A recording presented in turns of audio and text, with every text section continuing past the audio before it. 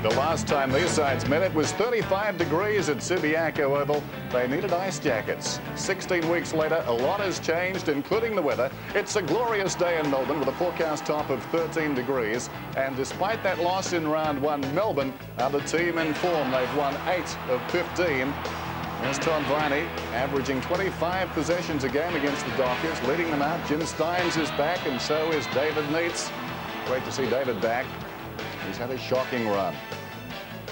Jeff White, a former Docker, former #1 draft pick, in very good form.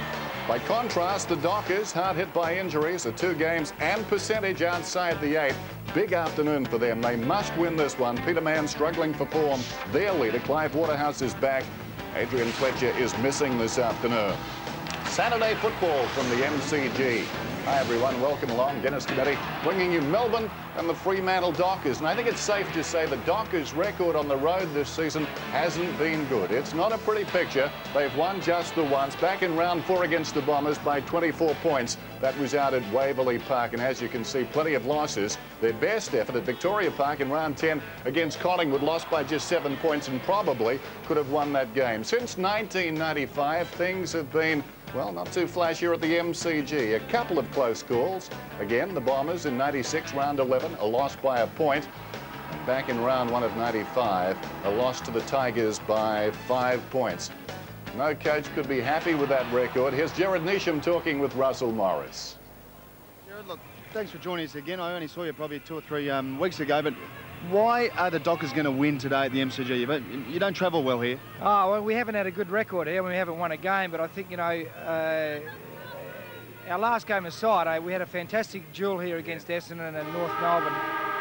And I think that the boys have rebounded. The couple of weeks off have been very good for them, and I think that the spirit in the club's been terrific, considering that we haven't had a win for a couple of weeks. Now, you've got a lot of young kids in the side. Fedema, Ma, Carroll, Michael. You'll continue with those sort of guys for the rest of the year? They're the backbone of the club anyway. I mean, at the moment, we've got 8 or 9 people who aren't playing, you know, senior players, but these kids are the backbone of the club, and they'll make the club for what it is in the future, so they need to be played. They need to get that experience. A couple of games out of the 8, and also another 4 on the road. How does you guys around the club maintain the spirit that you can still make the finals? How do you keep it insular? Oh, well, no, you've got to maintain that spirit, because, you know, that's the sort of thing that actually keeps clubs going, you know, right to the end of the year. And I think that we could be 1 game out of the 8 after today. Well, let's hope you're competitive from the Fremantle point of view. We're more than competitive, thanks. Good, Jared, thanks. Thanks, And Jared. coming up in a moment, Peter McKenna and Kevin Bartlett take a look at these 2 sides, Melbourne and the Dockers. The 1998 AFL Premiership season brought to you by Telstra, making life easier. Victoria Bitter for a hard-earned thirst. Cadbury Mark of the Year, McDonald's Double Quarter Pounder with cheese, and Mitsubishi Motors, the award-winning Magna. And Fremantle's season on the line today at the MCG. Their record's been poor, beaten by 90 points by the Tigers here in their last game. But Jared Neesham, Peter, sounded pretty confident then. Yes, well, they're a funny side, Fremantle. Their very best is very, very capable, and their worst can be very, very ordinary. I actually saw them earlier in the year against Collingwood at Victoria Park. They should have won that game, but their big problem, Kev, is kicking goals. And Peter Mann's had an ordinary year, and they haven't found a full forward as yet. Let's hope for their sake that young Fedema can do well today, because unless you can kick goals, you've got good key forwards, very difficult to win games. We see there Jeff White, who, of course, playing against his old side. He had that experience also in round 1 in that 35 degrees heat over there in Perth. But a very strong Melbourne lineup with Smith coming back into the side, Jimmy Stynes, Neitz and Cockatoo Collins. So that's a very, very strong Melbourne lineup who played very well against the Western Bulldogs in the last round as well.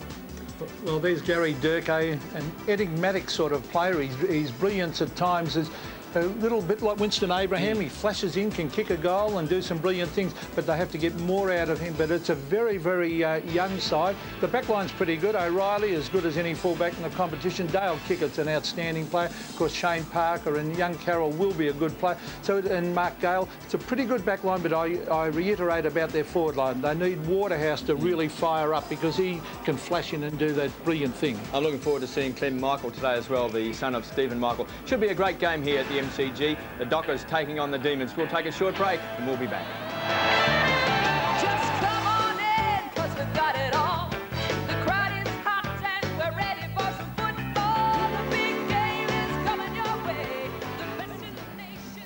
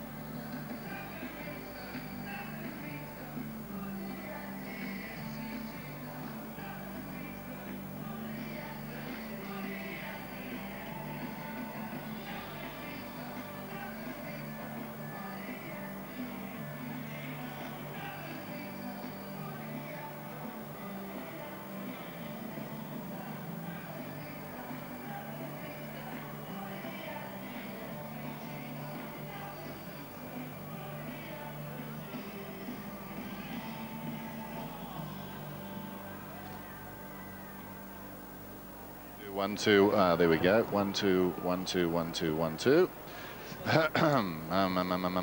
1, 2, 3, 4, 5, 6, 7, 8, 9, 10 here at the MCG. Yeah, okay.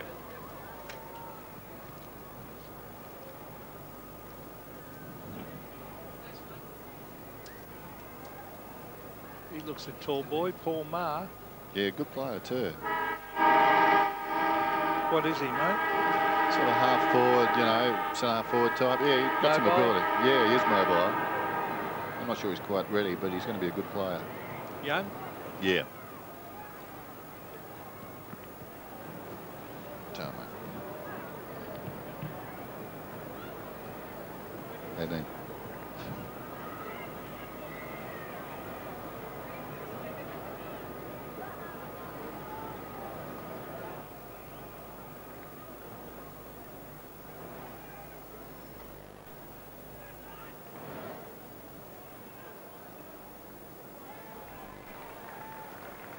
Two, 2, 2, 2, 2, 2. How's that?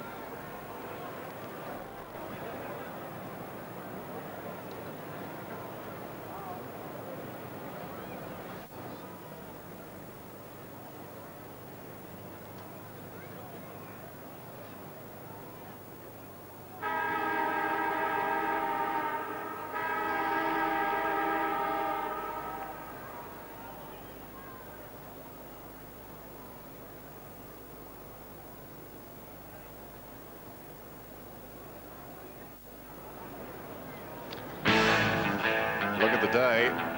As I said, glorious day. Not a real big crowd.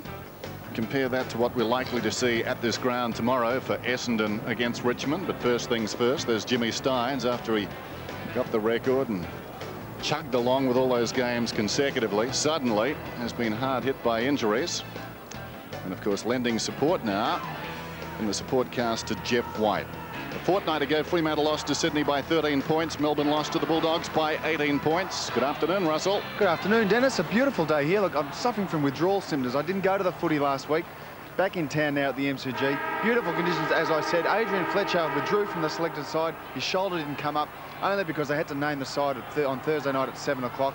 And in the side is Godden. But you mentioned Jim Stynes. I think this interchange of 4 is probably maybe giving him another 10 or 15 games, able to play off the bench very good, but also interested to know if Michael will be thrown into the ruck. Dennis, you might know more about it than me. Good call, good game, looking forward to it. Good on you, Russ. I'm sure he will be on the ball at some stage. Melbourne winning the toss. And away we go. Awkward bounce back over the head of White. Norrish goes in, fell at their feet. Leoncelli missed it, so did Woe Woden. Eventually picked up by Burton. Hurried kick down towards half forward. Leading in the race, Melbourne. Phoebe, that's Stephen, slips away nicely. He's on the wing, kicks inside the 50. Not a bad boot either. Awkward half volley down there for Neitz. Coming through and dragged down was a Docker. Going nowhere. Mann in turn was taken to ground. Toya in there. And a bounce right on the 50. And some good early signs there for David Neitz there. That tackle coming back with several screws in his ankle and also a couple of plates. And see him come out and attack the ball then. And that good tackle. Some good early signs for Neitz coming back from injury. We saw the Dockers bench. Not a nice jacket in sight. This is Toya hurriedly out towards left half back. Right in front of the Melbourne members. It's a charge for the ball here. Quick hand pass comes back to Uze. Uze bends it towards half forward. Burton puts himself in. Can't quite hang on to it. Sean Smith is there laying the tackle. Norrish also. Smith. And the Dockers come away through Parker. Parker bends it back towards centre wing. Oh, Sinclair went past it. Uze, as I said, has had an outstanding season. He bends that back. That was very, very cleverly done to Matthew Phoebe. Now, Phoebe's bring it in short. It's a very, very ordinary kick. That's Chisholm. On to Dale, kick it. Kick it to the centre of the ground. McGovern finds Wills. Wills is bending it back towards half forward. That's a very, very good kick. Mark taken by Callaghan. Callaghan to Gale. Gale inside the 50. Could have been a push in the back on Waterhouse. Not called. Behind. This is Ingerson, all the time in the world. Anthony Ingerson, sweeping hand pass away. Viney, deep in his own defensive area. Uze, rather untidy by Melbourne. Fans getting a little restless. Ingerson was dragged down. Eventually, Viney clears a path for Phoebe. They needed that. Phoebe up towards the wing. McDonald gets into the back of Bond. Bond will get a free kick. Gale wanting to go. No chance there. Chris Bond He knows this ground very well. High centering kick. Fisted away from Ma by Ingerson. White cast in the role of a rover. Biney feeds it back, in trouble. Seacamp pinching the ball. McGovern, well played, laid it down into the path of kick at Ingerson, and the opposite direction was taken high. Plays on immediately. That seems to be the instruction, I'd suggest, to Melbourne starting this game. Phoebe bounces a hand pass to Woden. Woden goes down towards half forward and finds White. Jeff White, poor hand pass, misses the target against Woden. Quick hand pass, back to the centre of the ground. A lot of skill errors early in the game. Todd Viney, very, very strong Viney. Further field towards Leon Challey, smothered off his boot, in towards half forward. The pack flies. Lyon was caught a little bit high. Bond, ferocious tackling, back to Burton. Burton to Mann. Mann looks to have lined up in defence for the start of this game. Ragoni is there. He's got some support from Leon Challey, but they're off and running, the Dockers. This time through Dale Kickett. He tucked it under the arm, and that is beautiful disposal of the ball down to half forward. And the mark has been taken for Fremantle by Ma. Ma, the long kick, holding the man decision, I would think. It has got to go the way of the Dockers. Very good decision there, Peter, with Marcus Seacamp just holding there against Waterhouse. And young Ma there coming out and taking that mark and then quickly playing on. You can see there where his jumper was held. I was speaking to Stan Magro before the start of the game, and he says they've got very high hopes for Ma. They've tried a number of players at full forward without a great deal of success, and Clive Waterhouse, of course, their leading goal kicker with 24 for the season, should score. Well, he kicks a goal, and he has scored the first goal of the game. So he's an important player, Clive Waterhouse, Peter. He's a player who's probably too small for full forward. Occasionally he can go down there. He's an explosive player who can take a big jump. He's very, very quick, and there we see Ma quickly kicking that ball into an open forward line. And as long as they can keep that forward line open, Clive Waterhouse with that spring and bounce can be a very dangerous player. So Seacamp has a big job playing on him today.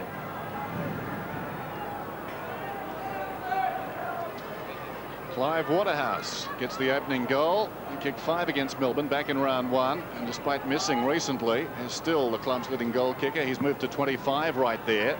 There's the bounce, one down by Burton, coming through as Wills, in trouble. Gets away. High kick towards centre half forward. Mars camped in front. Ingerson from behind. Loose ball wide of the pack. McGovern off balance. Shanahan got him. Stephen Phoebe grabs it. Comes away. Kicks out towards the boundary line outer side. It pitches about 5 metres in. Runs on and goes across. Dennis, just a quick one down on the boundary. Like normally with these types of games at the beginning of the match, the pace is pretty hectic. But Peter mentioned that there are a lot of mistakes, and it is surprising. They've had a week off. The guys are over their bruises, but still a lot of mistakes in this football today. Just easing back into it like we are. Off hands. Stephen Phoebe kicking around the outer side. That's better. Lyon could almost get 50. Certainly was looking for it, and he's got it. Well, that was poor play, Kevin, by Peter Mann. It's just stupid. Well, particularly when you're captain of the side, you're there to give leadership. Peter Mann hasn't been in good form. He might be a bit frustrated with his form this year. But once a player's taken a mark, you can't interfere with a player at all. And this has taken now Gary Lyon to within kicking distance. So Gary Lyon just outside 50, bombs towards goal, lob up into the square, it's thumped the ground. An important ball here. Chisholm laid a very heavy tackle. Norris going in after, and the Dockers look pretty fired up at this stage of the game. Todd Viney is strong and tough, and it's a holding decision going the Dockers' way, I think, against Viney. Maybe when he was fending off. He's being reported, Peter. Todd Viney's being reported by umpire McBurn. Well, it would have had to have been Hanley, as he was trying to fend off. Oh, there. He was fending off the Dockers player. That's what he's been reported for. Oh. So Luke Toyer to take the kick. It didn't look to be a lot in it, but he obviously raised the arm and fending the player off, and the umpire saw fit to report him. The early signs are good for the Dockers. They've been very strong on their forward line in trying to retain the ball on their forward line, and also across half-back. So signs are good early for the Dockers. So Toyer was looking for Wills. Wills safety first and headed for the boundary line. Andrew Wills back in the side. Luke Toyer, who kicked it out towards the flank. Showed a lot of courage in the build-up to that first goal. Really put the body in on the wing. Burton trying to reach over the top. It spills down. Robertson, who played so well against the West Coast Eagles a few weeks back, dragged down there. So a ball up in the shade in front of the MCC members. Fremantle led it by 6 points. The men in charge this afternoon. The lucky numbers or unlucky numbers. Thumped out of there by Robertson inside the 50. Leading in the race, McDonald. No free kick. Spills wide. Carroll to kick it. Well, he tried to be too precise. Matthew Phoebe met solidly by Mann. Spills across to Viney. Viney comes back to White. White goes off his step and misses. First score for the Demons. They trail now by 5 points. The early going with the MCG must-win game for the Dockers. Melbourne, of course, no good things to play in the finals either, so victory at a premium for them. I think Chisholm is hurt down there at the half-back too. He may have to come off, Scott Chisholm. Here's Bond deep in his own defensive area. Back to Wills.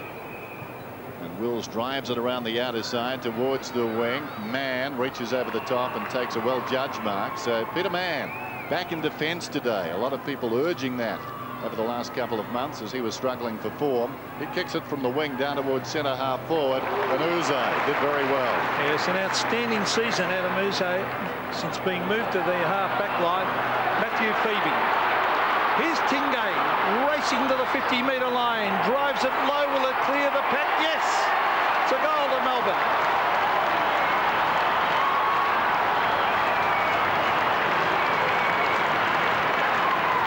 Well, he's an important player, Stephen Tingay. He's missed so much football over the last couple of seasons.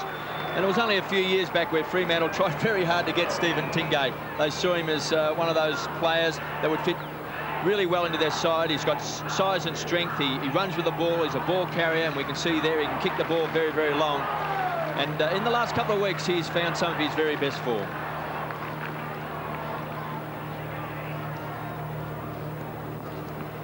So a point the margin. The Demons in front. Centre bounce is very, very important. There's Kickett. That was cleverly done to get his foot to that Waterhouse. That was well done also to Burton doing the roving. Burton, a good kick into half forward, and Clement with his pace has got there first and will kick for goal from about 35 to 40 metres. Well, he's kicked 23 goals for the season, James Clement. That was one of the big moves early in the season when he went from the half-back line down to full forward. He's usually a pretty good kick, and he's very quick on the lead. So they've gone for some pace on the forward line with Waterhouse and James Clement leading players. So Clement kicks it goal and starting to swing back. He looks pretty happy. It's a goal. So the second goal to the Dockers. And probably, Kevin, this is a good move going for pace because their high markers have been letting them down. Well, they've struggled at full forward. In fact, they've struggled in the key positions ever since they came into the competition. The Dockers, they tried hard to get Stewie Lowe. They've tried Kingsley Hunter at full forward. Peter Mann's had a crack there at different stages. Clive Waterhouse himself. But maybe the dual focal attack of Clement and also Clive Waterhouse could be a winner today. So Mann in defence, Waterhouse back on the forward line, Clement at full forward. Interesting. Norris out of the middle towards half forward. Stephen Phoebe having a wonderful season, takes the tumbling saving mark, plays on immediately. Seacamp, plenty of dash out of defence, pushed as he kicked. Kickett got a hand to the ball. Robertson coming through, kept it in front. Interesting handball to see with the open hand. McDonald got it to Seacamp to Uze. Uze, brilliant finish, and on the lead is Neitz. Wonderful to see him back. This is the guy they need, Kevin. Yes, well, David Neitz only playing his 5th game for the season. Went down in round 4, and we spoke before the game. Such an important player for the Demon side. Up until that point of time before going down, he'd already booted 8 goals, so he was averaging 2 goals a game. Such an important goal kicker. And I thought at the start of this game, when he let out strongly and a very fierce tackle, showed that he's got confidence in his ankle. Here's Neitz. Kicks, and kicks well. Melbourne get their second. And just looking at this Melbourne team, can't see Jeff Farmer on the forward line. Russ, any news on Farmer? Not at present, Dennis. I'll check it out. But is he on the bench? Sure. He's on the bench, but he had a very good game last week in the State of Origin. So maybe it's just a bit of tiredness, but it surprises me. He came off a very poor game against the Western Bulldogs when Brad Wirra tagged him. and completely put him out of the game. But I'm a bit surprised because he is such a team-lifting player and he's got that amazing pace around the forward line. But obviously Neil Danaher at this stage feels that maybe he's better value for the side coming off the bench. So back to the centre, and that's going to be very important in the context of this game. Woden was there. Here's a free kick. Peter, just an update on Scotty Chisholm. He just had an abrasion on his right knee. Not a problem. So Norrish in towards Clement. Shanahan at the back. Marr was there. And Ingerson. Ingerson, a quick hand pass out wide into the open spaces for the running Tingay. Tingay to centre wing. Given off. Further afield down to Seacamp. A poor kick by Seacamp. And it's taken down there for the Dockers by Kickett. Kickett the half-foot. Umpire calling play on. Here's Big Burton to Toya. It originally came from Waterhouse. Toya bombs in towards goal and has put it through for a goal. Good play. So it's goal for goal at the moment, Kevin. Well, he's a fine young player, Luke Toya, and I suppose along with Callaghan, when they burst on the scene last year as a duo, they were such important players around at ground level. And I like his play here. Burton, I think, is a marvellous play, and what a season he's had. And Toy here, just sizing up the situation outside of 50, goal space clear, and has the long bomb at goals. And I think if they can kick the ball quickly into the goal square and quickly inside 50, they've got a lot of pace on the forward line with Waterhouse and Clement, and they can run onto the ball. He's a fine young player, Toya. Luke Toya started on the bench when these sides last met back in round 1, but he's played a couple of very good games against Melbourne. Up goes White, thumps it towards half forward. Loose ball taken by Norrish, in real trouble by Woden, got him down. Uze collides there with Callaghan. It comes out to Kickett. Kickett was taken high. Advantage is paid. Through the centre goes Callaghan then. Probing kick. Ingerson goes back with courage. Hit hard by Clement. Arriving quickly. Toya, brilliantly done to Marr. Open goal, runs in, kicks it. And Luke Toya is putting the body about. And the youngster there, Marr, kicking that goal. He also created the crumb because he flew in the pack. I thought maybe the last contest he could have gone with James Clement as well and created a crumb. But you'll see Marr here makes a contest this time with James Clement. And therefore, this is the danger period when you're 25, 30 metres out from goal. Quick hands, gets it across to Marr and kicks a goal. And he looks a prospect. Good size. Luke Toya certainly responsible for that goal. He would have received a free kick anyway. The umpire paid advantage. Look at the leap of White. Callaghan, he is a fantastic player, Callaghan. There's Scotty Chisholm tapping it out. Woden running in his Rigoni. And it was Robertson, in fact. The Prince does some remarkable things. Where the ball should not go, invariably he puts it. It's an amazing player, isn't he? Well, if you're coaching him, you'd have your heart in the mouth. There's Jeffrey Farmer, the tracksuit bottom on, and I'm surely he'll make his presence felt when he comes on. He's an explosive type of player. Wills to O'Reilly. And KB, what about Burton now? Do you just keep rucking him and get the most out of him? Look, I like to see Spider Burton on the ground. I think he gives so much. He gets his hands on the ball first. And I'd like to see him go down in the forward pocket when they want to give him a bit of a break rather than take him from the field, because they've always lacked a bit of height on their forward line, and he'll at least create a crumb surely for the youngsters on the forward line. I'd rather see him on the ground than off the ground. Here's McDonald for Melbourne. Got it from Leoncelli. Pulls it back inside the 50. Great concentration from Todd Viney. He's marked about 35 metres out. His side down by 10 points. Well, he's been the spirit of Melbourne over the last couple of years, and just think a few years back he was on the tennis circuit with Mark Philippoussis, and now he's captain of the Demons. Always leads by example, very strong and tough, hard at the ball. We saw then in that contest that even with another Melbourne player coming, his eyes so firmly fixed on the ball. Todd Viney kicks and gets the goal.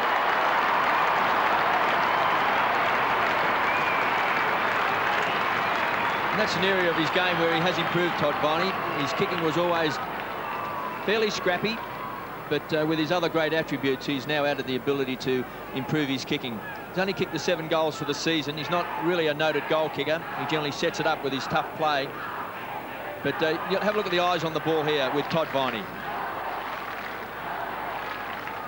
Never takes his eyes off the ball.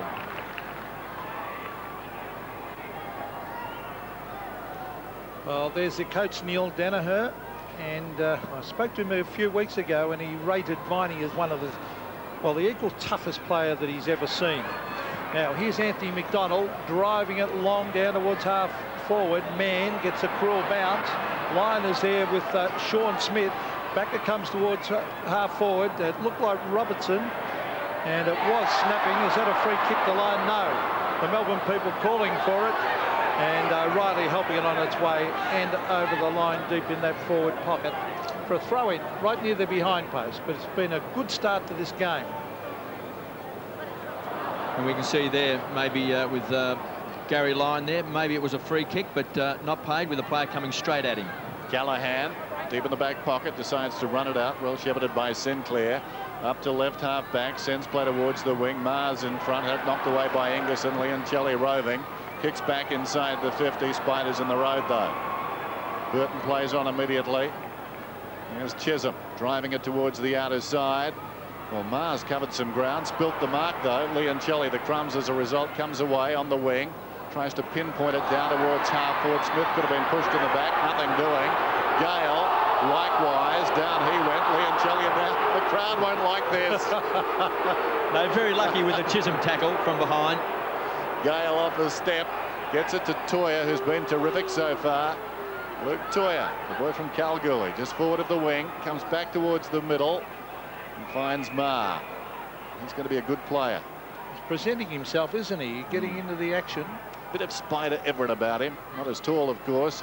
Kicks inside the 50. Two Melbourne players up. Waterhouse snapping at his second. He's dangerous. He's missed this one.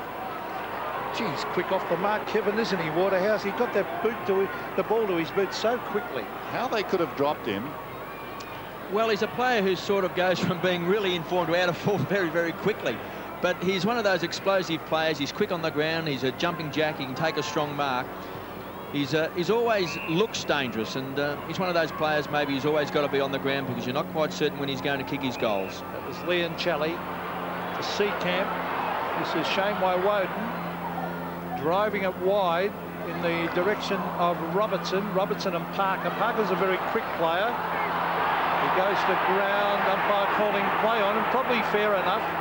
Mann working hard out there, and it's very important that Peter Mann can fire up for the Dockers if they are to win this game. KB, there's a rule there that you would feel close to your heart because the ball came back to him, actually. The crowd wanted holding the man, but the bounce of the ball came back to him, so the Dockers were probably a bit stiff. You're bringing back wonderful memories there, Dennis. They should never have changed that rule. Well, 135 has got the ball there, and that is McDonald, as the other 35 for Fremantle has come onto the ground, Brendan Fedemar.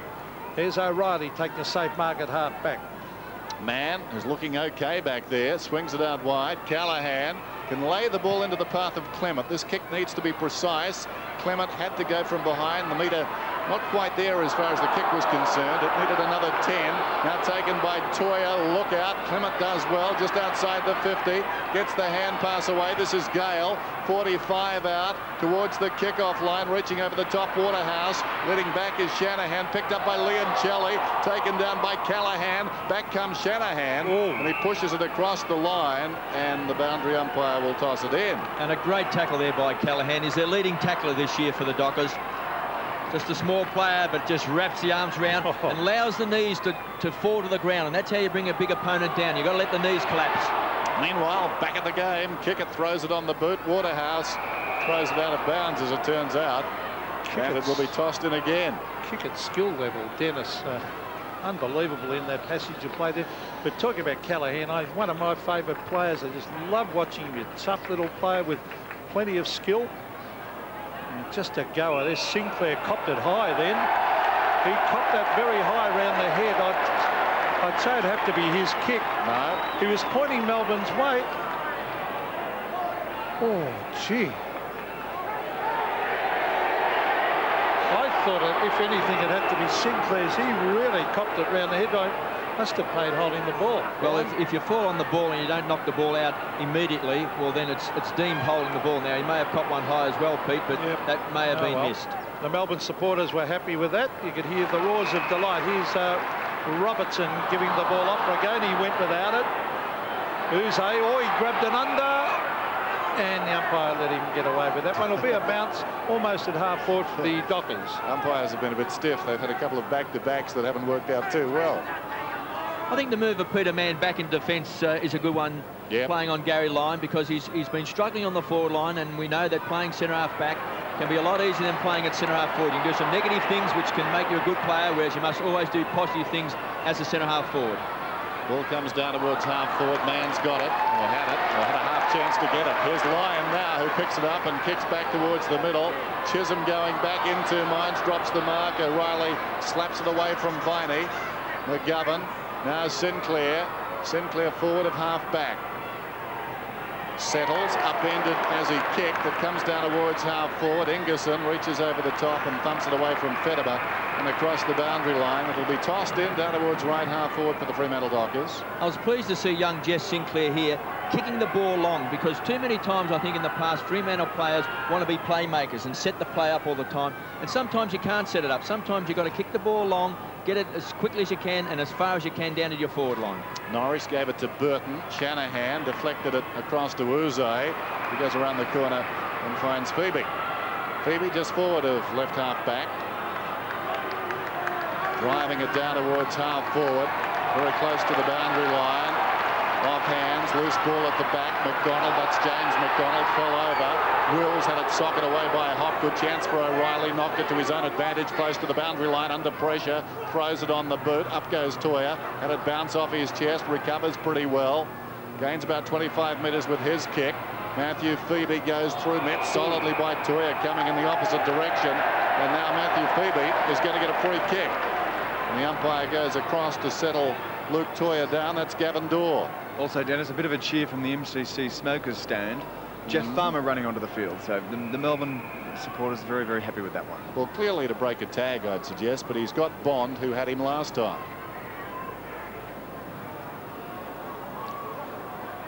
Way out at half forward, this is James McDonald. Well, he's almost on the wing now by the time he takes the kick. He swings it onto the left and drives it to the half forward line. A loose ball. That was Rigoni. Oh, Todd Viney crushes his way through. Belts at a goal. He's kicked it.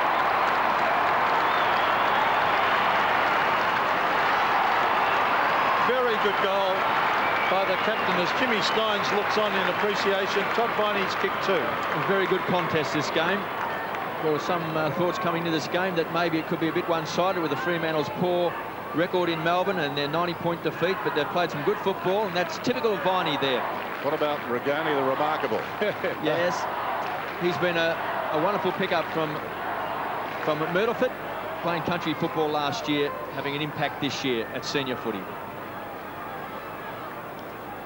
Well, in a great game of football, very evenly contested. 1 point the margin. Melbourne in front now.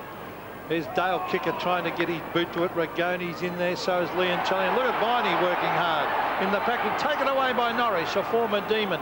Drives it to the half-forward line. Shanahan went for the boundary line, and they'll be happy to see it over. And they are about 20 metres around from the Dockers goal, but the Dockers forward line certainly looks better today with a bit of pace up around the full forward area. And with just a few moments or minutes left in this first term, we see Spider Burton coming off, and coming on is Clem Michael. So it looks like maybe that could be a tactic where maybe the last 3 or 4 minutes of a quarter he has a bit of a breather. I think that's plenty. Off the boundary line by Uze up towards the wing. Chance for Sinclair, stood his ground, could have been taken high. Gale falling to the ground. It was at Bond. Bond who got it to Gale. Gale inside the 50, over the top Ingerson on his knees. Having the ball fall in his direction was kick it. They tie it up in a bounce. Dennis, I'm just wondering if anyone's ever actually asked Spider Burton whether he wants to ruck the whole quarter. Go and ask him now, Russ. He's near you. I'll do that. I'll let you know at quarter time. Okay. There's a bounce just inside the 50. Incidentally, those other lines are real.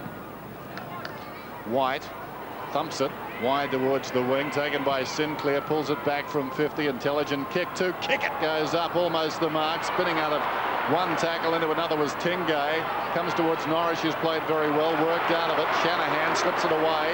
Uze wants his left side. He's at right half back. He pulls it back towards the middle. White had to stretch. and he's taken the mark, plays on immediately. Hopgood, hurriedly, down towards half-forward. Lyons in front, man is closing. Good tackle, got him down. Jarred the ball out, creates an opportunity. Gale sweeping hand pass to Kickett. He was pushed in the back, but run down from behind. Advantage paid. He got it across to Michael. Michael kicks it down to half-forward and Callaghan. Yeah, it's good skills by Michael. Now, Callaghan's got an open goal, and you can see it. He's going for the open square. Oh, he's kicked a shocker, but it might come off Waterhouse. He's quick. Oh, he's missed.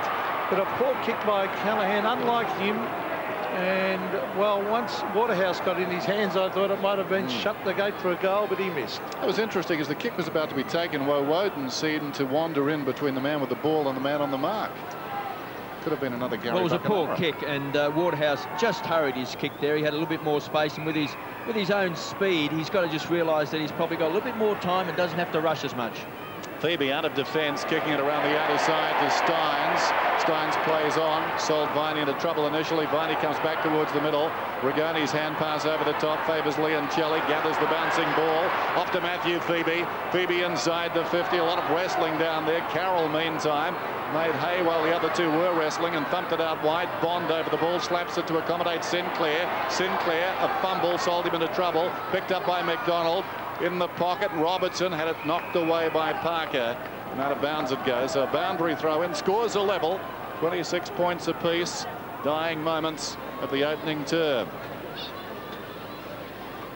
Anthony McDonald watching on. Lyon goes very high. Norris, who played 20 games for Melbourne under Baum, got the ball away. Gale, Toya across half back, looking up. Relayed free kick was going to be paid. It mattered not. The crowd unhappy, but Kickett was metres in the clear. Pops the ball for Callaghan. Callaghan inside the 50. Goes for home, and he's got the goal. Great running goal. That was a terrific kick too by Dale Kickett. He kicked it out in front so that Callaghan could run onto the ball. He got the terrific bounce that he needed. You see Toya there. The free kick was paid. Advantage, and watch this kick here of Dale Kickett, because he just kicked it out in front, knowing that Callaghan could take it on the stretch and kicked a long bomb through, and that's good football by the Dockers. Shane Woden picking up Craig Callaghan. That'll be a terrific contest, that. But as I mentioned, my admiration for Callaghan, and every week he's in there and under the packs. There's Gale. Farmer to Steins. There's that funny-looking kick of Jimmy Steins. Smith's knocked out of it by Carroll. It was fair enough. It was hip and shoulder. Oh, a quick kick round the corner. It smothered off the boot. Oh, Bond used his body beautifully. Gale. Chisholm. What will Scotty Chisholm do with it? It's a beautiful kick to centre wing, and the mark has been taken there by Michael, the son of a legend, Stephen Michael, from a South Fremantle champion. Gale. To half forward, the leap is at the back, and it's been taken by Clement. He's got 14 seconds to get it down. They need a mark. They need Waterhouse.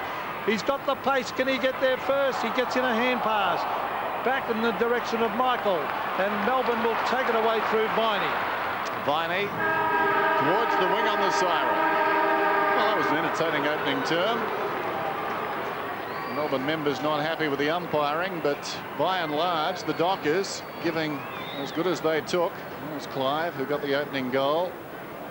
5-2 to 4-2. End-to-end stuff. Both sides running hard and running free on occasions. Kickett on the forward line has been dangerous. And that forward line for the Dockers is looking pretty potent at the moment. Every time it goes in, you've got the feeling they're a chance to score. That hasn't always been the case with the Dockers this season.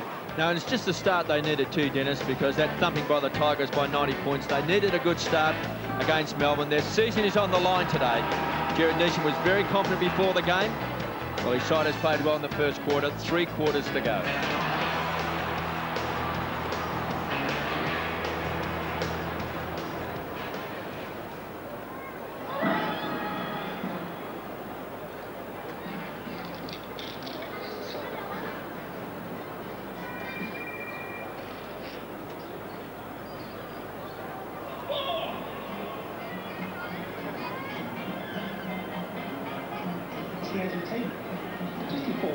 Need to keep up with the stock market?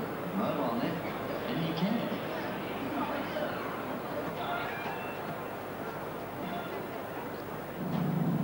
Mitsubishi Triton comes with a 2.8-litre naturally aspirated diesel engine, making fuel power cool domestic e-service in new hands.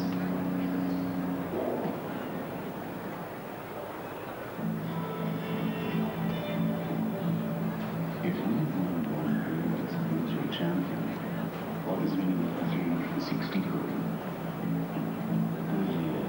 Formula One is first.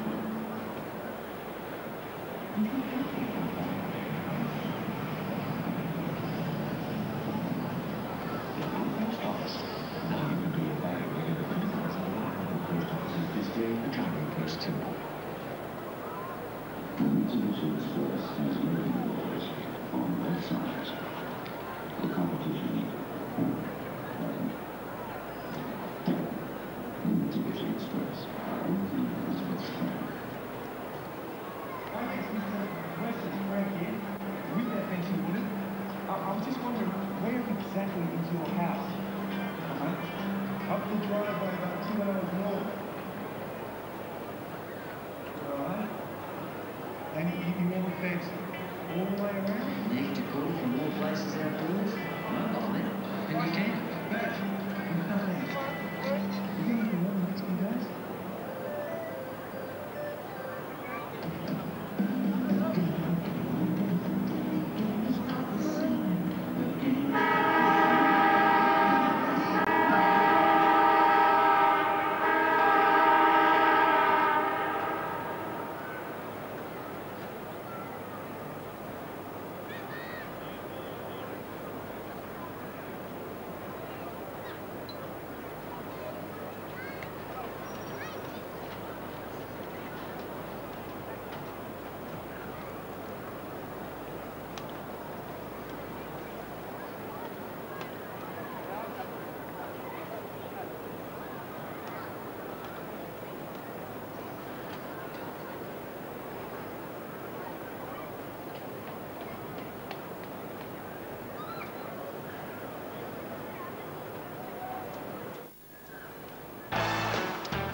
Back at the MCG, it's quarter time, and Fremantle lead at 5-2 to 4-2. Interesting first quarter, that one. And let's talk about rock and footy. Maybe you should do this, Pete. Did you have a CD or was that a tape? They want me to bring it out. It was actually an old 45, Dennis, and they want me to bring it out in a video clip. A collector's item, I'd suggest. There you go, Fisk and Christian. Available Australia-wide at all good CD stores. Rock and footy. Now, if it's been happening at Optus in the first term over there, we've got the Brisbane Lions up against the Western Bulldogs. The Bulldogs on top of the table and obviously playing some vintage football. 11-2 in the opening term. 11-2-68 to 1-1-7. Who framed Roger Merritt after a great run. He lost to the West Coast Eagles at the Gabba, and now staring down the barrel, I'd suggest, of a loss here in Melbourne. Neil Danaher, who spent some time with the Dockers, comes off the ground, and a bit to think about as we go down to Russell. He certainly has, Dennis. I think Neil Danaher would be pretty concerned, considering the way that Fremantle generally play away from home. Jared Neesham, on the other hand, would be pretty happy. He's kept his forward line open, and they've really exploited it. And just behind me, you can probably see the MCC members, the supporters. They aren't really there. They're not virtual supporters, Dennis. But the virtual supporters, normally you can see them, but they're not there. But they are actually here, and they're probably filling up the stand more than any other club would. Thank you. Back to you. Russ, well done. Got to get around and just touch everything to make sure it's there. So set for the start of the second quarter. And Spider Burton back on the ground. Just like that little break 3.5 minutes before the end of the first quarter. There's Jeff White, and those two would know each other's game very well. They would have spent countless hours rucking against each other, practicing at Fremantle Oval. Up they go. They find a draw that time. Viney hit the pack hard. It spills out by Woden, comes away. Still inside the centre square. Spears the ball inside the 50.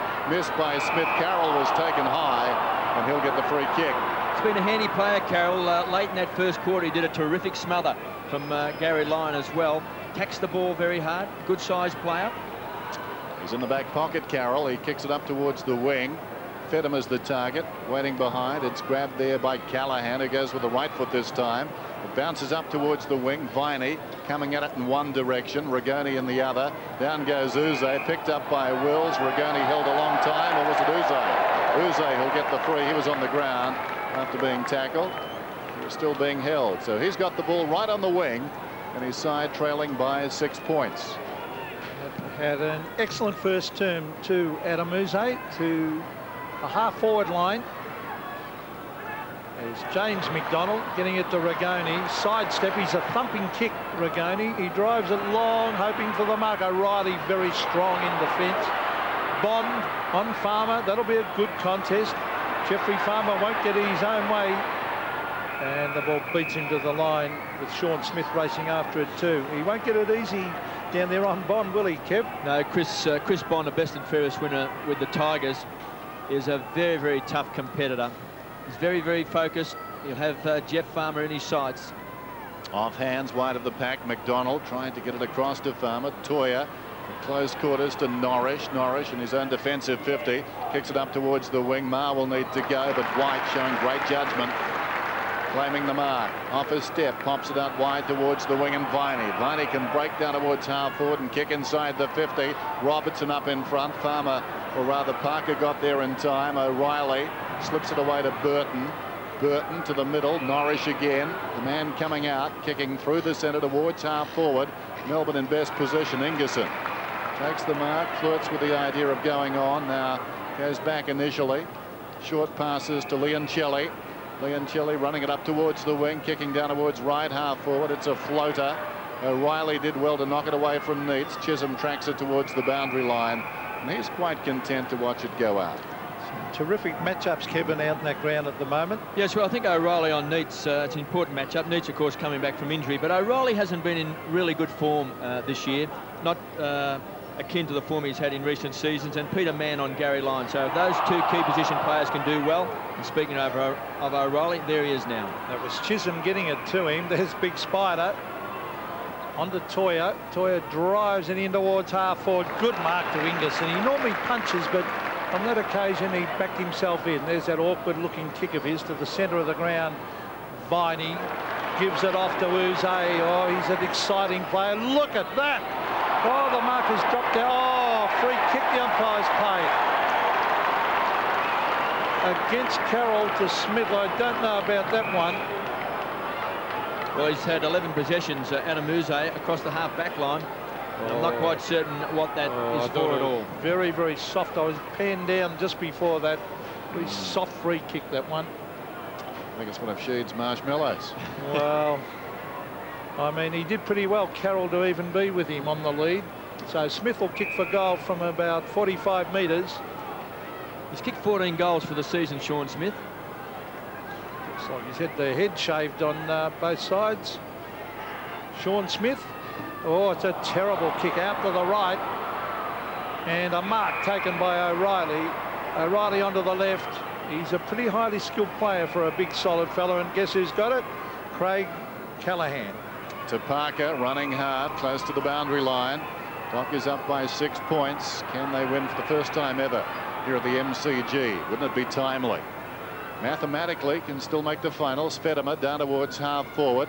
Worked under the ball was Clement. Tingay claims a mark. Hand passes to no one in particular, but Phoebe was in the road, and that was good enough. Got it to White. Back he comes to Phoebe, running hard through the middle. Little chip inside the 50. Woden can run onto it. Blanketed off the boot by Carroll, who was being held, and he'll get the free kick. And another good smother also by Carroll. That's the second important smother he's made, apart from getting the free kick. Norrish, a little chip. Mark is taken by Fatima. Not looking too bad at all, the Dockies at the moment. Fatima up towards half forward. Ma came on a strong lead, missed it. Loose ball sliding in his Toya. He's playing like a man inspired. Dennis, I think it was the point that KB made in the first quarter. They're kicking a lot longer. This is a ground that if you kick it long to position, you generally get the ball a lot closer to the goals a lot quicker. And that's pretty simple stuff with footy. And they're doing that today. And obviously that's why they got 5 goals on the board, I believe. Yes, they certainly are, Russell. Kicking a lot longer. And I mentioned Uze having a good game. He's had 10 kicks and 1 handball so far. That was Ma. Well, he didn't quite get his boot to it. Still on centre wing. Norris is working very, very hard against his old club. James McDonald, quick hand pass. Here's Clement. He's caught. He might be gone, but no, the umpire thought about it and then said, no, you didn't have much chance. It'll be a bounce. So it's almost on centre wing, just slightly towards half forward for the Dockers. Well, he did back out of it a little bit. He lucky, didn't really but have any didn't have prior a lot of opportunity. time. Well, the umpire's paying a free kick here to White. I thought he was a bit stiff there, Big Spider. Well, he'd be keen to do well. I spoke to Spider Burton not that long ago, and he was quite happy when Jeff White left the club because it gave him the opportunity of having a crack in the ruck, and he's played good footy, so he'd be keen to do well. Wills is looking for Burton. He taps it beautifully to Toyer. Now, they've got a chance here because it's a quick kick. Shanahan is there. Oh, man in front was Waterhouse. No mark. Woden's there. And the players pounce on it. Now it'll come out through Woden. Quick hand pass was from Phoebe to Uze. It was from Stephen Phoebe, and then eventually it ends up with Matthew Phoebe. So Phoebe, left half back. Comes across the ground, needs to be precise. Rigoni gets down low and claims the mark. Told to play on now, Rigoni across half back. Goes directly across the ground. Now Shanahan's got a problem here. Needs a kind bounce. Bearing down is Callahan. Waterhouse is coming across to assist. It's 2-on-1. Waterhouse too nimble for Shanahan. Gets the ball across towards Chisholm. Chisholm takes a while. Kicks it back towards half forward.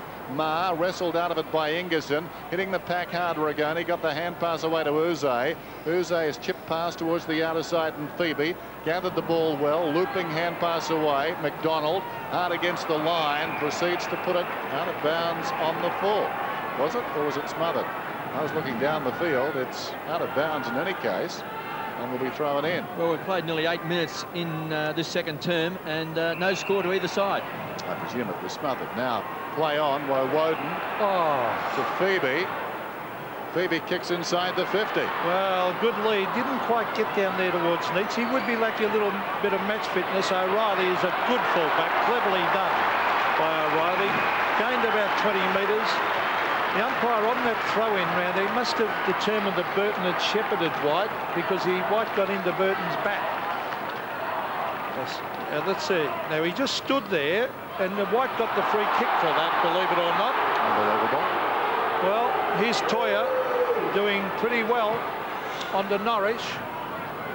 To centre wing, Uze. He is very, very clever. Tingay. Oh, good mark here at half forward to Matthew Phoebe. Towards the centre of the ground, Todd Viney. Woden, they've got the loose man out here. White has taken the mark. He immediately plays on. Tingay drives it wide. Neitz after it. O'Reilly just lumbering after him, hoping it'll go out, I reckon. Well, he didn't really chase hard. I wonder whether he's worried about those hamstrings. He's had a lot of trouble. Parker, quick hand pass, kick it. They did well to Burton. Chisholm confronted, slips it away. This is Gale on the other side, half-back flank. Has a bounce, goes around the boundary, kicks towards half forward. Callahan is up, missed it. Loose ball at the back. Arriving first is Stephen Phoebe, close to the boundary line. Feeds Leoncelli. Leoncelli spots a teammate. That's McDonald. James McDonald comes across the ground to Uze. Melbourne building from the back. Uze inside the centre circle, goes looking for Farmer. Awkward half volley. Wills picks it up, running hard towards the wing is Toyer. Can he spot him? Oh, that's very good. Will it bounce for Toyer? No. Uze came across hard and did brilliantly for Melbourne. Now Farmer's got it. Feeds it back to Uze. Uze forward of the wing, met solidly by Bond, and a relayed free kick. Meantime, Smith runs into an open goal. One umpire looks back towards the centre. Now gives the all clear.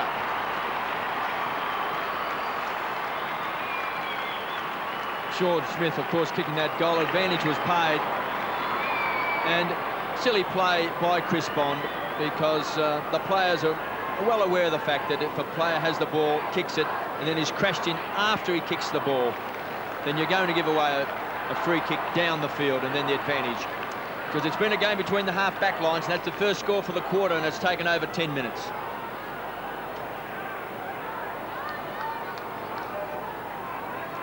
Well, a good, tight, hard contest this. Scores level again after a relayed free kick against Chris Bond. It was Well, it was a touch-and-go one, but still, it's probably there. There's McDonald belting it down towards the half-forward line. Umpire calling play on. Smith went in after it. James McDonald is there. Now Leoncelli. Viney caught by Parker, and it'll be a bounce. A series of sharp lefts. But they were uppercuts when they did it. Well, he just lost his compass for a while. There's a bounce inside the 50. Well, when you can throw left rips like that, maybe you could fight Rene King or Mark Jackson. It was an official draw, that fight, wasn't it? Yep. Does McDonald wrestle to the ground? That's a draw too. The umpire will bounce it just outside the 50. Anthony McDonald grew up barracking for the Cats. His hero was Michael Turner. He's having a good season. Not Michael, but Anthony. Knocked away by Mann, taken by Norrish. Bounces it through midfield. In front and doing well for Melbourne was Phoebe. Over the ball, Woden tries to knock it out. He's getting a free kick. He was taken too high. Shane Woden.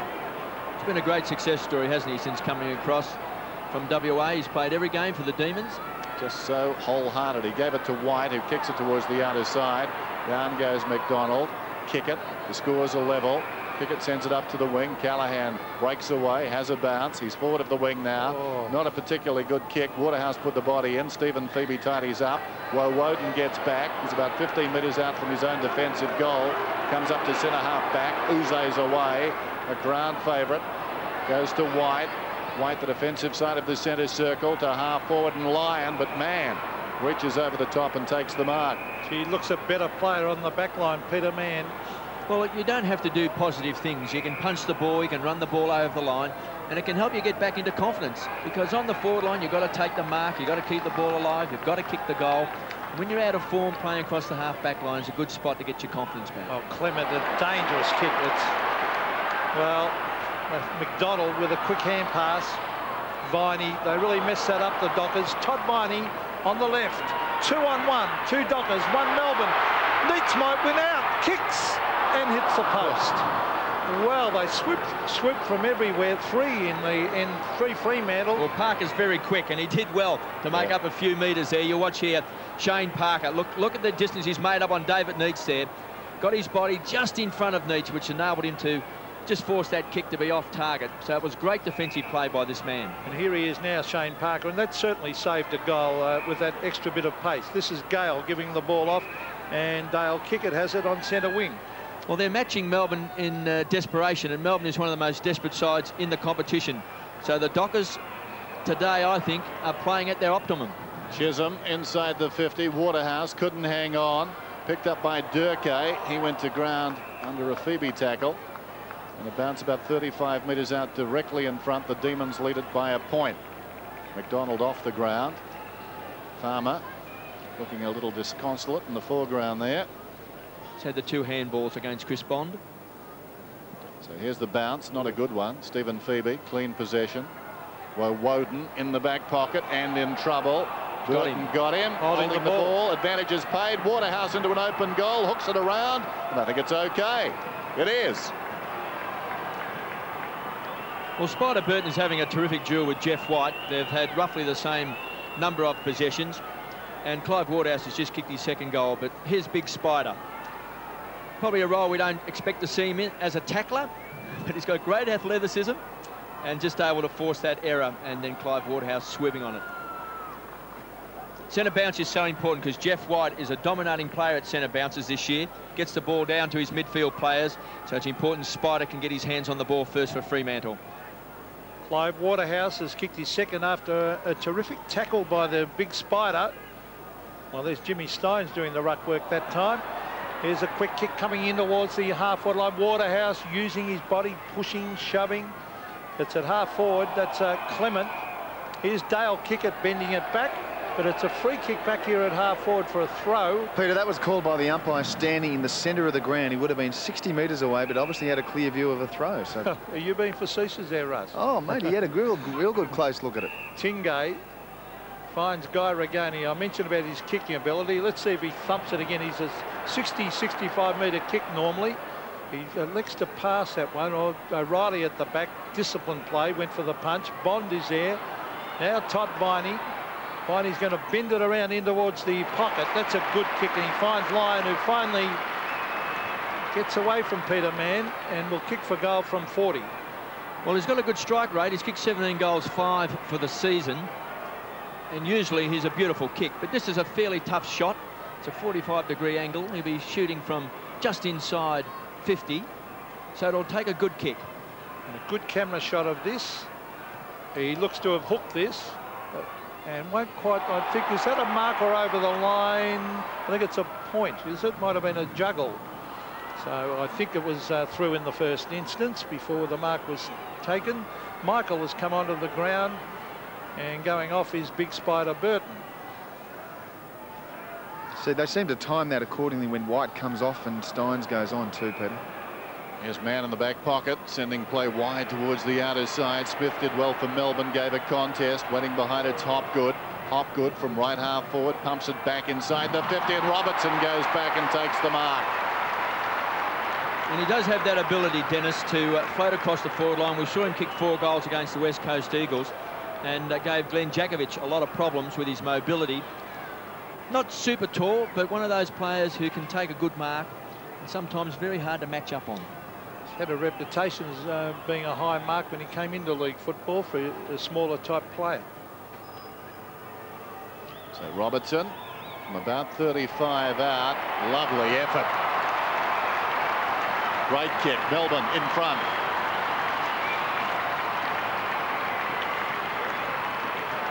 I can remember when he played his first game, he was brought off the rookies list late last year, and in fact played his first game over in WA. But that's what he's capable of across the half-forward line, one of those medium-sized type players who got some bounce and can kick a goal. And a very important goal to Melbourne because it is a great contest here at the MCG.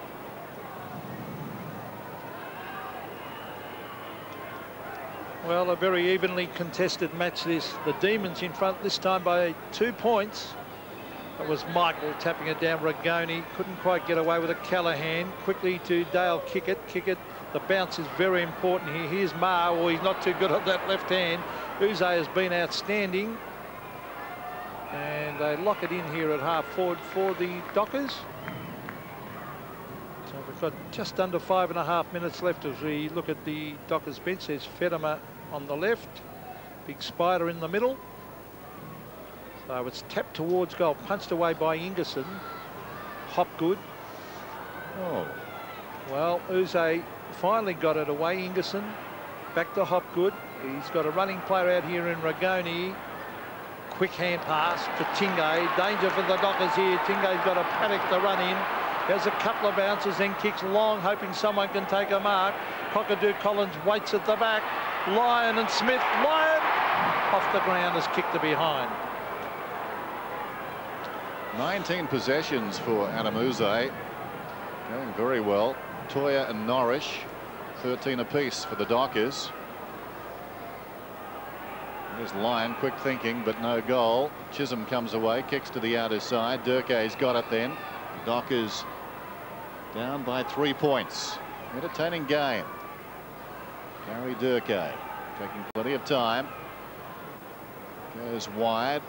Getting the space out there. Michael, meters from anybody. Uze eventually got across. Toya, not a particularly good hand pass, but Toya made it look okay. Now pulls it back, showed a bit of the ball to McDonald, and that's all that was needed. He was able to knock it away from Norrish and now pull away from Norrish. Hand passes back towards the middle. Leoncelli. Leoncelli arches the back, trying to get away. Callaghan grabbed him. Robertson takes the hand pass, going at his second in the space of a couple of minutes, and he's got it.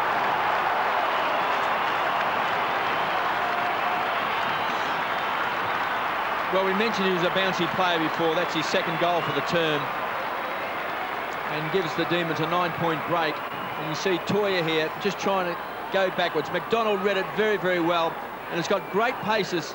As we see Norrish, one of the fastest players on the Dockers list. Just that long raking handball to Leoncelli. And just with weight of numbers inside 50, Robinson kicks his second for the term. Russell Robertson has kicked his second, and the lead just stretches to 9 points. It was a very good kick in the end under pressure on his opposite foot. Centre of the ground, the umpire will come in and bounce it, but it was a skill error, as Kevin said, out on centre wing by Toya. Also, it was a short kick too, Peter, so it might bring them undone, the short kicking. Tony Godden on the bench, hasn't had a run as yet. Rigoni had a kick, a quick one. Then it was Toya belting it down towards the half-forward line. Barr was caught high against Ingerson, was caught across the neck area. Only a young player. They're playing a few young players today. This is Paul Marr, and into his back and across the neck. Now he drives it up towards the full-forward area. Oh, Steins has dropped it. A chance here. It's taken away there by Marcus Seekamp, and he gets Melbourne out of trouble. And well, Jared Neesham won't like that. It was too easy. But luck's the fortune. The mark has been taken by Andrew Wills. Wills into half-forward. And something's I think the ball's going to be brought back, Peter. Seekamp ran too far. Ran too far on the half. The travel sign, that's what the umpire called. Yep, well, it's been brought back to the half-forward line, about 40 metres from goal. The players played on as if it was still play on. There he is now. Oh, he just, yeah, he was going to bounce and then he didn't. 15 paces. Work that out. So James Clement is a pretty good kick for goal, but he'll have to be. It's about 50 metres he'll kick this. He's already kicked one. And they need it. He belted hard and high. It's close, might have just missed, I think. Yes. Well, 15 steps, that's pretty harsh, isn't it? That's what he took, but if you... Well, you're allowed to run 15 metres. That's right. And a couple of those steps were very short. Yes. And 15 metres is a fair way. It's a third of the centre square. If you look indecisive or the crowd roars, I think umpires react to that. Here's Uze, clever mark. It's been magnificent, Uze. Yes, kicking it up towards the wing. Coming to meet the ball is Cockatoo Collins. Couldn't control the half volley, then proceeded to knock Phoebe over. Trying to sock her off the ground. There was Parker. Durkay slips it away to Kickett, who's been very good. To Sinclair. Norrish needs to go, and he does. 60 metres out. Long kick down towards full forward. Clement almost a clever mark. Callaghan open goal.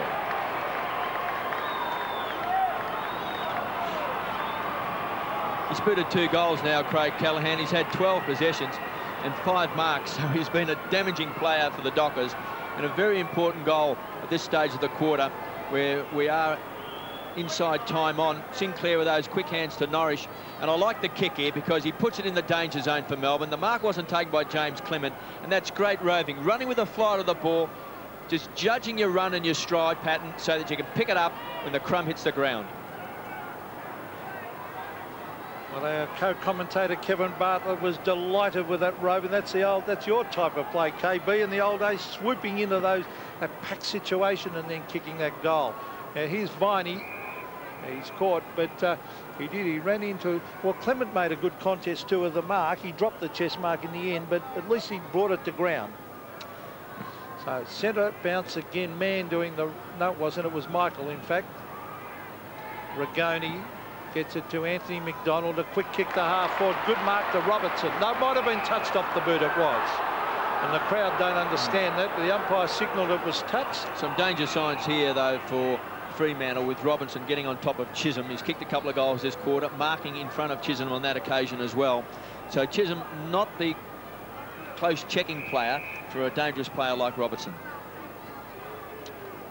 So Cockatoo Collins back on the bench after a brief stint on the ground. Neitz knocks it down. Mann knocks it the other way. Rigoni. Matthew Phoebe off his step, pops it out wide, but inside the 50.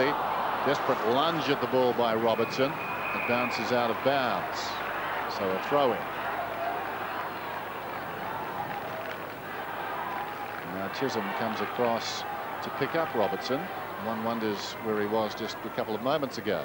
Meantime, tossed in. Kickett trying to flick it across to support. Here's Chisholm once more. Tidy handball. Norrish in problems. Held to him, and we'll have a ball up about 40 metres out. Jason Norrish playing hard, having a good game. Here's Robertson, who applied the tackle. Ball up, close to goal. Michael knocked it down. Hand pass comes from Chisholm to Mann. Mann pops it up. Matthew Phoebe knocked it to his own advantage. Fremantle need to hold here. Comes to Steins. Clock is down to 30 seconds as Steins kicks to Neitz. Well, David Neitz, Kev, will have to kick from 50, but he is a very accurate kick. Well, he's one of the biggest kicks in the competition, David Neitz. I would suspect he'll make the distance if he gets onto what is his normal kicking length, because he is a person who can kick long distances with the ball. And it's great to see him moving so well after coming back from that very bad ankle injury in round 4. Well, we've sung his praises about his accurate kicking. The siren has sounded. I don't think he'll quite make the distance. No score. So Kevin Bartlett, a very even first half, and some terrific matchups. And really, at the moment, it's either team's game.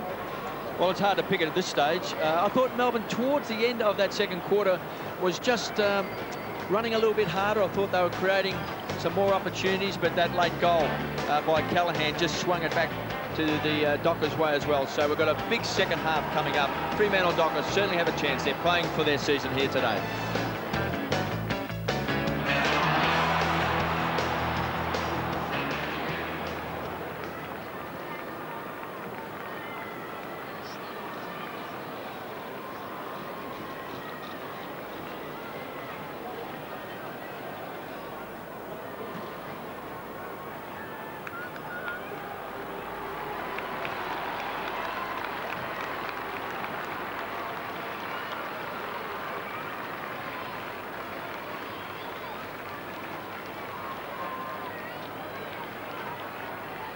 Coming to the ground, one of the giants of international showbiz. Dennis Broussard with his unique style. And here is worldwide hit. Dr. Preston in Brown Stadium. Tickets from $59. Kick a goal on Crown's footy wheel. Put your money on your favourite team. You could win odds of 47 to 1. Bet on footy. Keep us with even money. Or on the Premiership Cup and win 20 to 1. Look for the footy wheels on the betting floor. What a ring Wednesday deal from Crown. It's Wednesday night easy money. Deal offers at these restaurants. Happy hour and our special $1 roulette tables. Wednesdays at Crown. Great fun, great value. Join us to pay tribute to a true sporting legend, Shane Warne.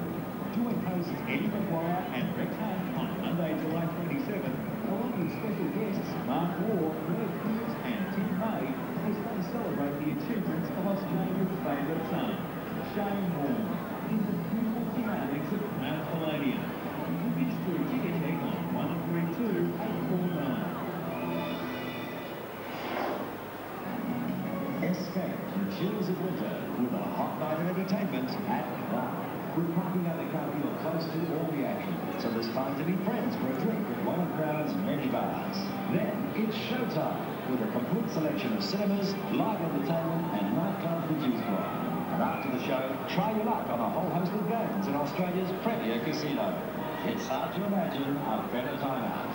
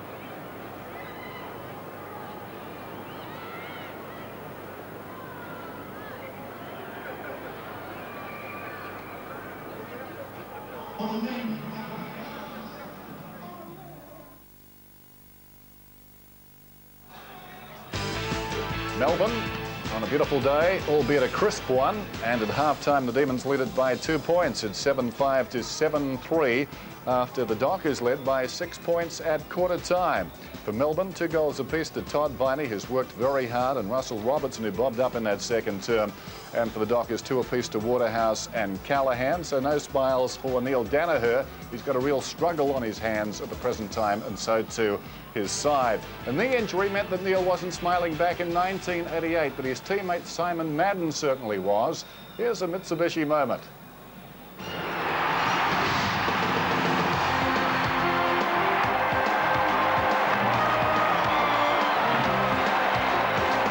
In a memorable career with Essendon, Simon Madden kicked 575 goals, but none quite like this one against Richmond back in 1988 at Windy Hill. I took a mark very close to the goal line, and so in typical fashion the umpire lined up from the centre of the goal through the mark to where he had to run in.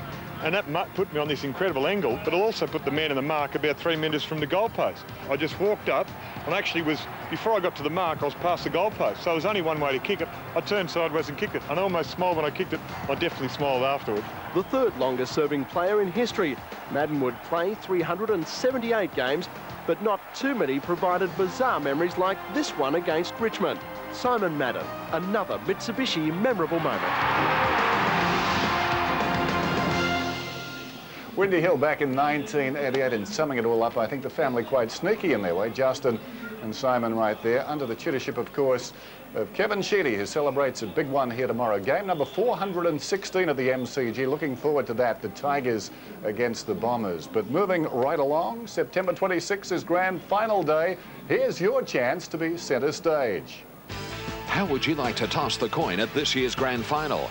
$2 could make this possible. Entry coupons are available from Australia Post and Rotary Clubs, or by calling 1900 957 004 for credit card purchases. As well as tossing the coin, you and a friend will watch the grand final in style, attend a grand final brunch, and keep the $10,000 specially minted gold coin. Then in January next year, enjoy 5 sessions of the Australian Open tennis. Proceeds benefit Australian Rotary and the Olympic Games team. Well, Geelong have lost their last 3 games. This afternoon they're playing St Kilda at Cardinia Park. Here's some of the action from the opening half.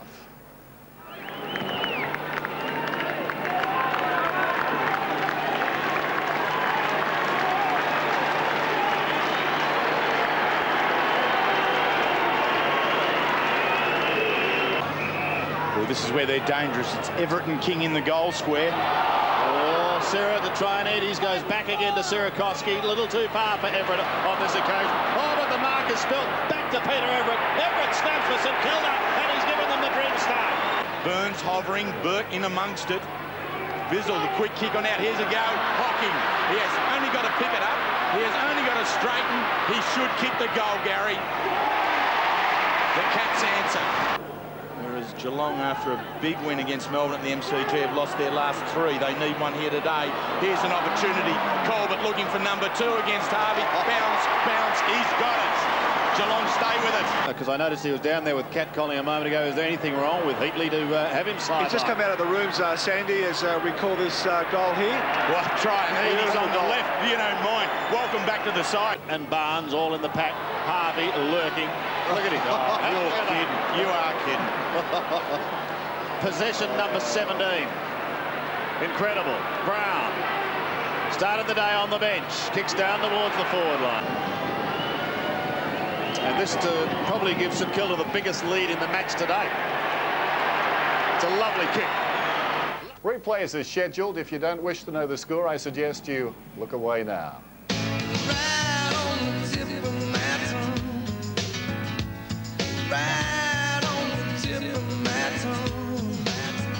Well, the Western Bulldogs haven't beaten the Brisbane Lions since way back in 1995. Can they do it this afternoon?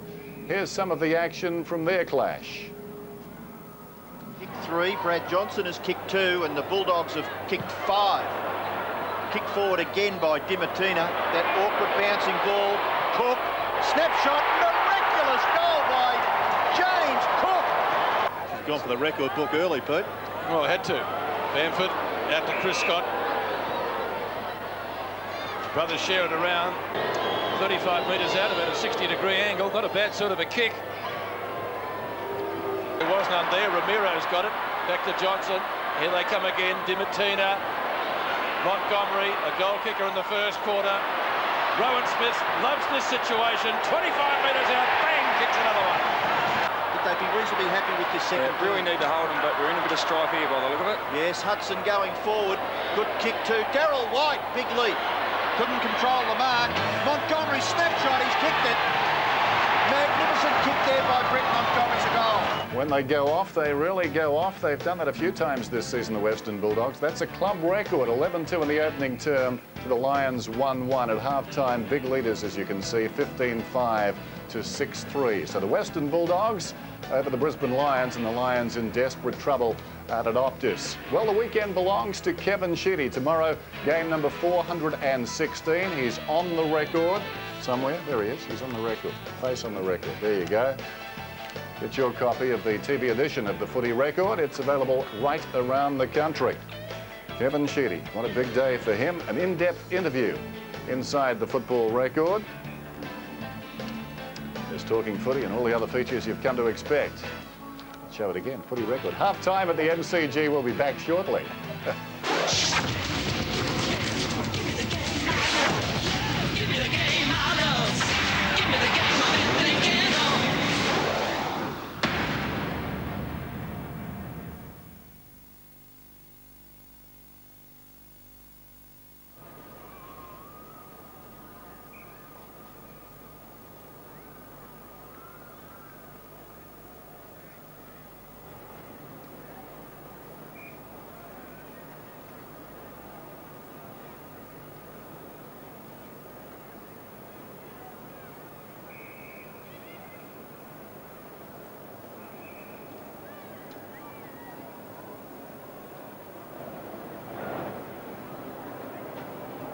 The one-time Mitsubishi Triton's cargo truck is big enough to hold even the largest of roads.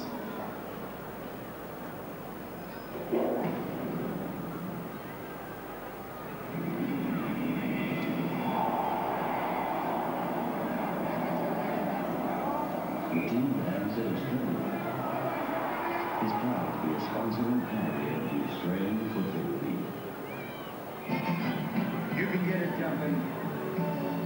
You can get it pumping. You can get it catching a suit. A hard and thirsty to big cold beer. And the best cold beer is thick. A warm cold beer. You can get it little. You can get it cheap. You can get it any old time. Almost like I got it now.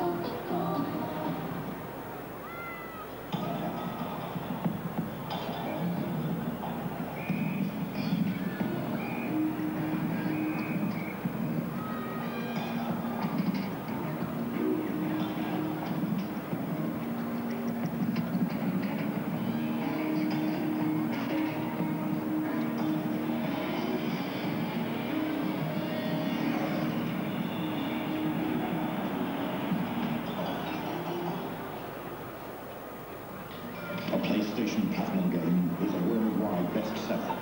Crash Bandicoot, Tekken 2 and Formula 1 are all platinum. But be quick, because the prices of these games haven't gone up.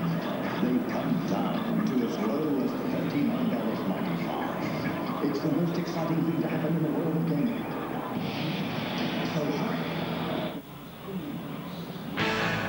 And welcome back to the MCG. You can see the crowd here at half-time with Melbourne leading by 2 points. It's been a terrific first half, particularly by the Fremantle Dockers. And Pete, we mentioned before the start of the game that Fremantle's season was on the line here today. Well, they've played like it too, and you could see young Luke Toyer there early in the game tearing into packs, and you can see that they realise it's their last chance to make the finals, and It's been an impressive performance because most pundits here in Victoria certainly thought that Melbourne would win quite easily. I've been very impressed with their backmen, O'Reilly at full-back, and of course Peter Mann looks a better player at centre-back, and they've contained Neitz and Gary Lyon fairly well, and that's made a big difference, Kev.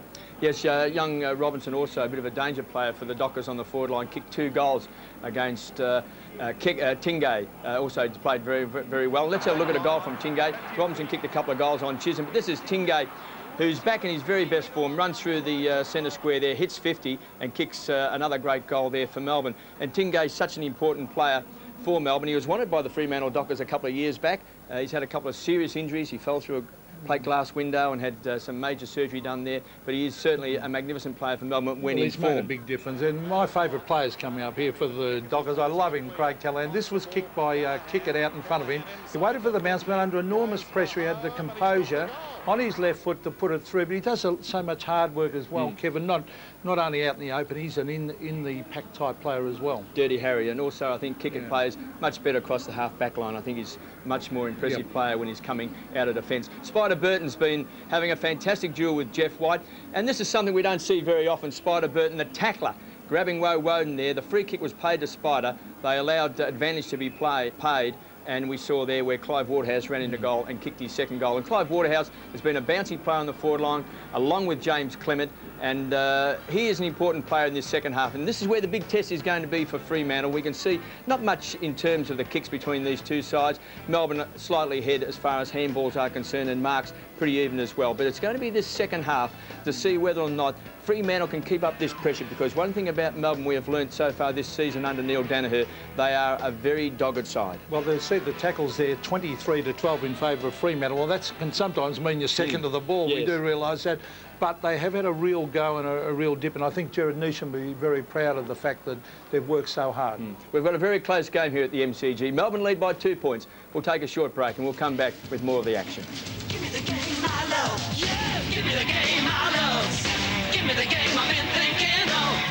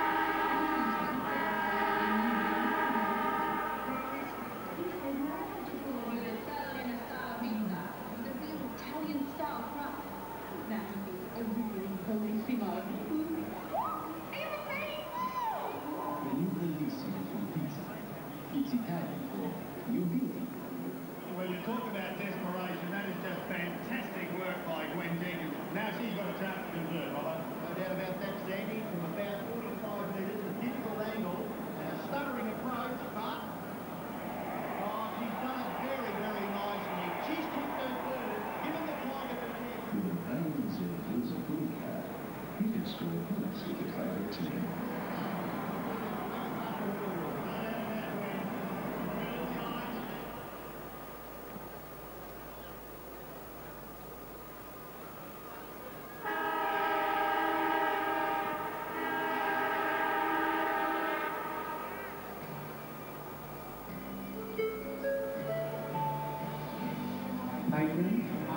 with us on the arena after today's game.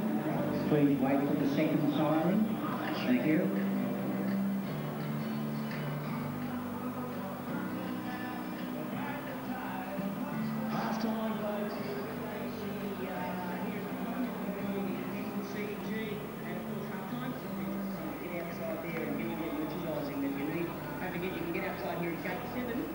Merchandising stand, pick up a copy of Nothing Beats Footy at the MCG. You've probably been hearing it playing here at the screens. Is that off tape? Is that a Perth sky? No, it's a Melbourne sky. The MCG on a Saturday afternoon. Enjoying this one. Melbourne against Fremantle, half-time. And Melbourne lead it by 2 points. If you'd like a copy of this game, all you've got to do is simply name a game. Call 1-800-035-665. That number again, you can see it. 1-800-035-665 and name a game. Russell? Yes, Dennis, well, I'm just in the middle of the northern stand at the MCG with probably the bravest kid in the whole land. We've got Stuart, the only Dockers supporter now. Stuart, who's your favourite player? Spider. Why do you follow the Dockers? Oh, well, I took an interest in footy in '95 and that's when they came out. And I just like the Dockers the best. Why are you sitting amongst all the Melbourne supporters? Oh, because it was the closest seat we could find. And Dad wouldn't take you around to the cheer squad, would he? No. So why it is now. Don, Melbourne supporter, why are the Demons going to win today? Well, they're struggling, but I think Neitz to centre half forward, line into the goal square, Farmer at his feet, and I think we can get up. How's that, Dennis? Very good, Russ. Thank you. Good on you. Stuart, the young Spider-Man. And now Chisholm has given away a free kick, has he? It's going to be a free to Melbourne, and it will be taken by McDonald directly in front. This is Anthony, about 40 metres out. It's a quick start by the Demons. Hope Russell sticks around to protect that kid, too. McDonald. Hasn't kicked a goal yet today. Not a good kick, may have been touched on the mark. It wanders down towards the pocket. O'Reilly, Mann, plenty of experience there. Mann heads for the boundary and bounces it across just outside the defensive 50. Sinclair looks back. Not very happy with the service downfield, but in fairness to Mann, he was under a fair degree of pressure as we see the Dockers bench. McGovern there, Gale, Michael and Godden and Conrigan. East Fremantle icon.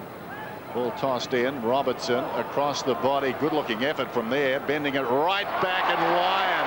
What a mark. That's impossible to defend. The one-hander. And I was a little bit concerned about Robinson halfway through that second quarter playing on Chisholm after he kicked a couple of goals. And very, very important at boundary throw-ins that you stop your player from winning the ball. You must not give him any latitude whatsoever. That was a great mark and he should kick a goal. His first. Not the start the Dockers wanted. I think the first 10 minutes of this third term is so important to Fremantle. Played a very good first half, but you've got to maintain the pressure. We can see here with Spider Burton, the ball hit down the front, and there's Robertson. You know, his opponent not close enough to him, not enough to put enough pressure onto him. Those quick kicks out of boundary throw-ins, they're the dangerous ones that land in the goal square.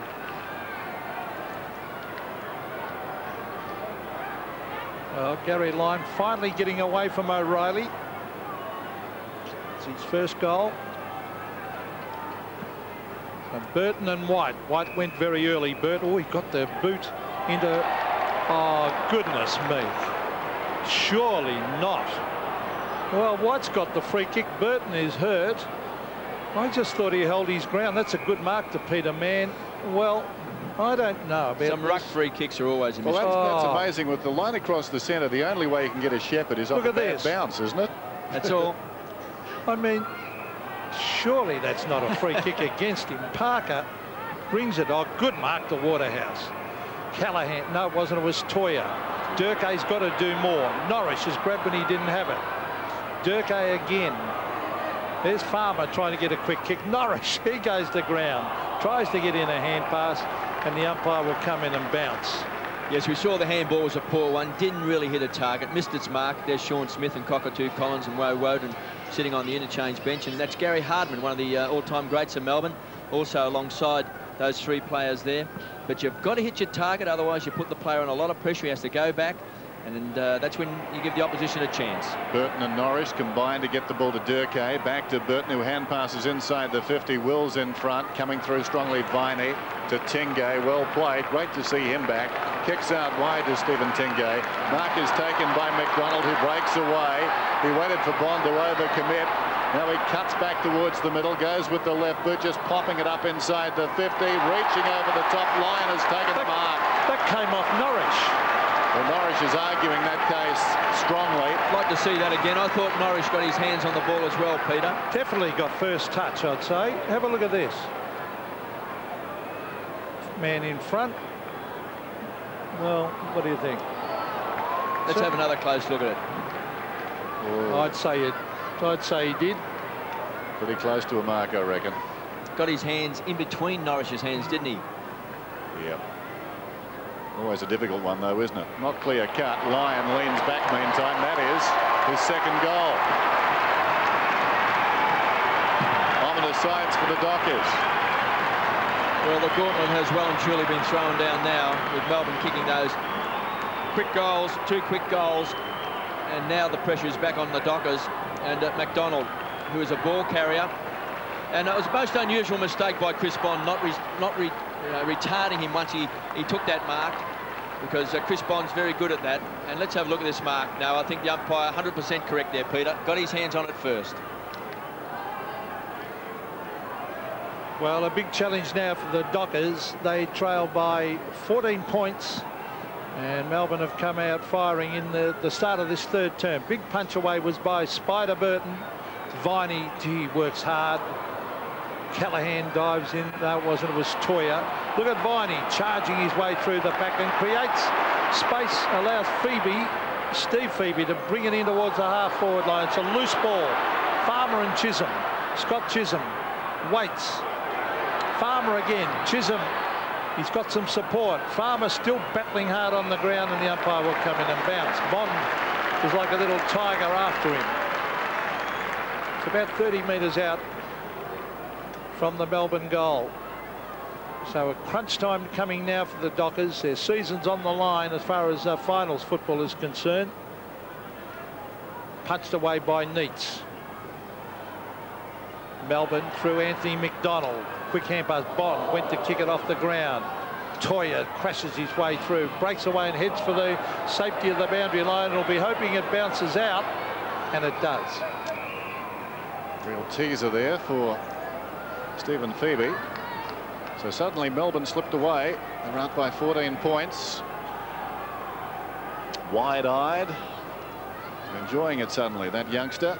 Unlike our friend Stewart, Dockers supporter.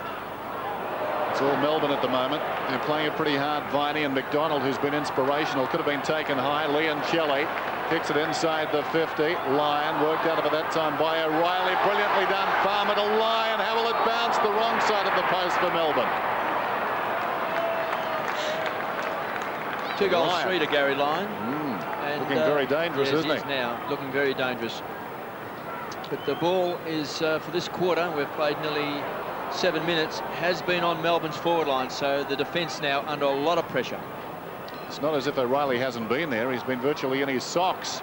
Short one comes in, and the mark is taken by Carroll. It was, as they say, centimetre perfect. Just cleared the Melbourne guy.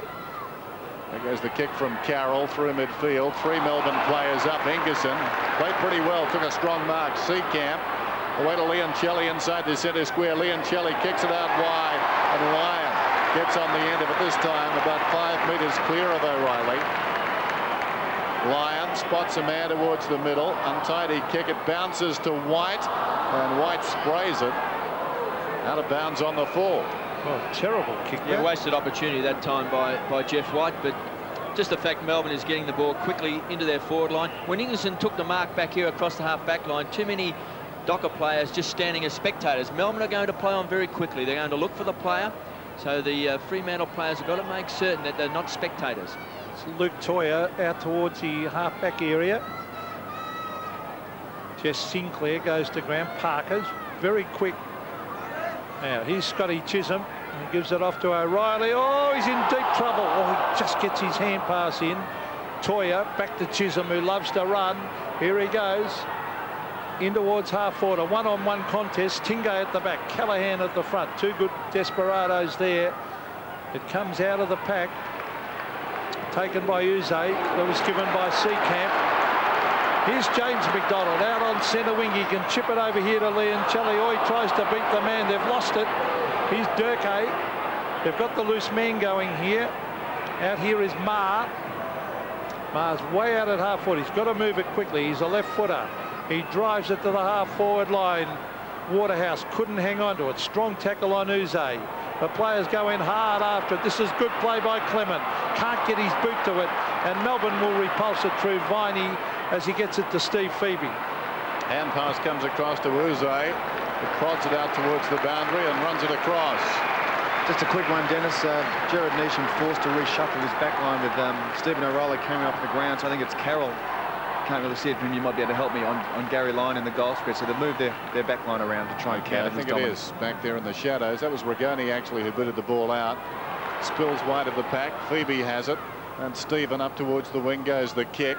Awkward half volley for McDonald. Coming in is Sinclair. Came out minus the ball. Strong tackle applied by Viney. Down went Kickett. Sinclair grabs it. Kicks it back up towards half forward. A bit happening behind the play. Kickett and Viney get involved. And the ball, meantime, has bounced out of bounds.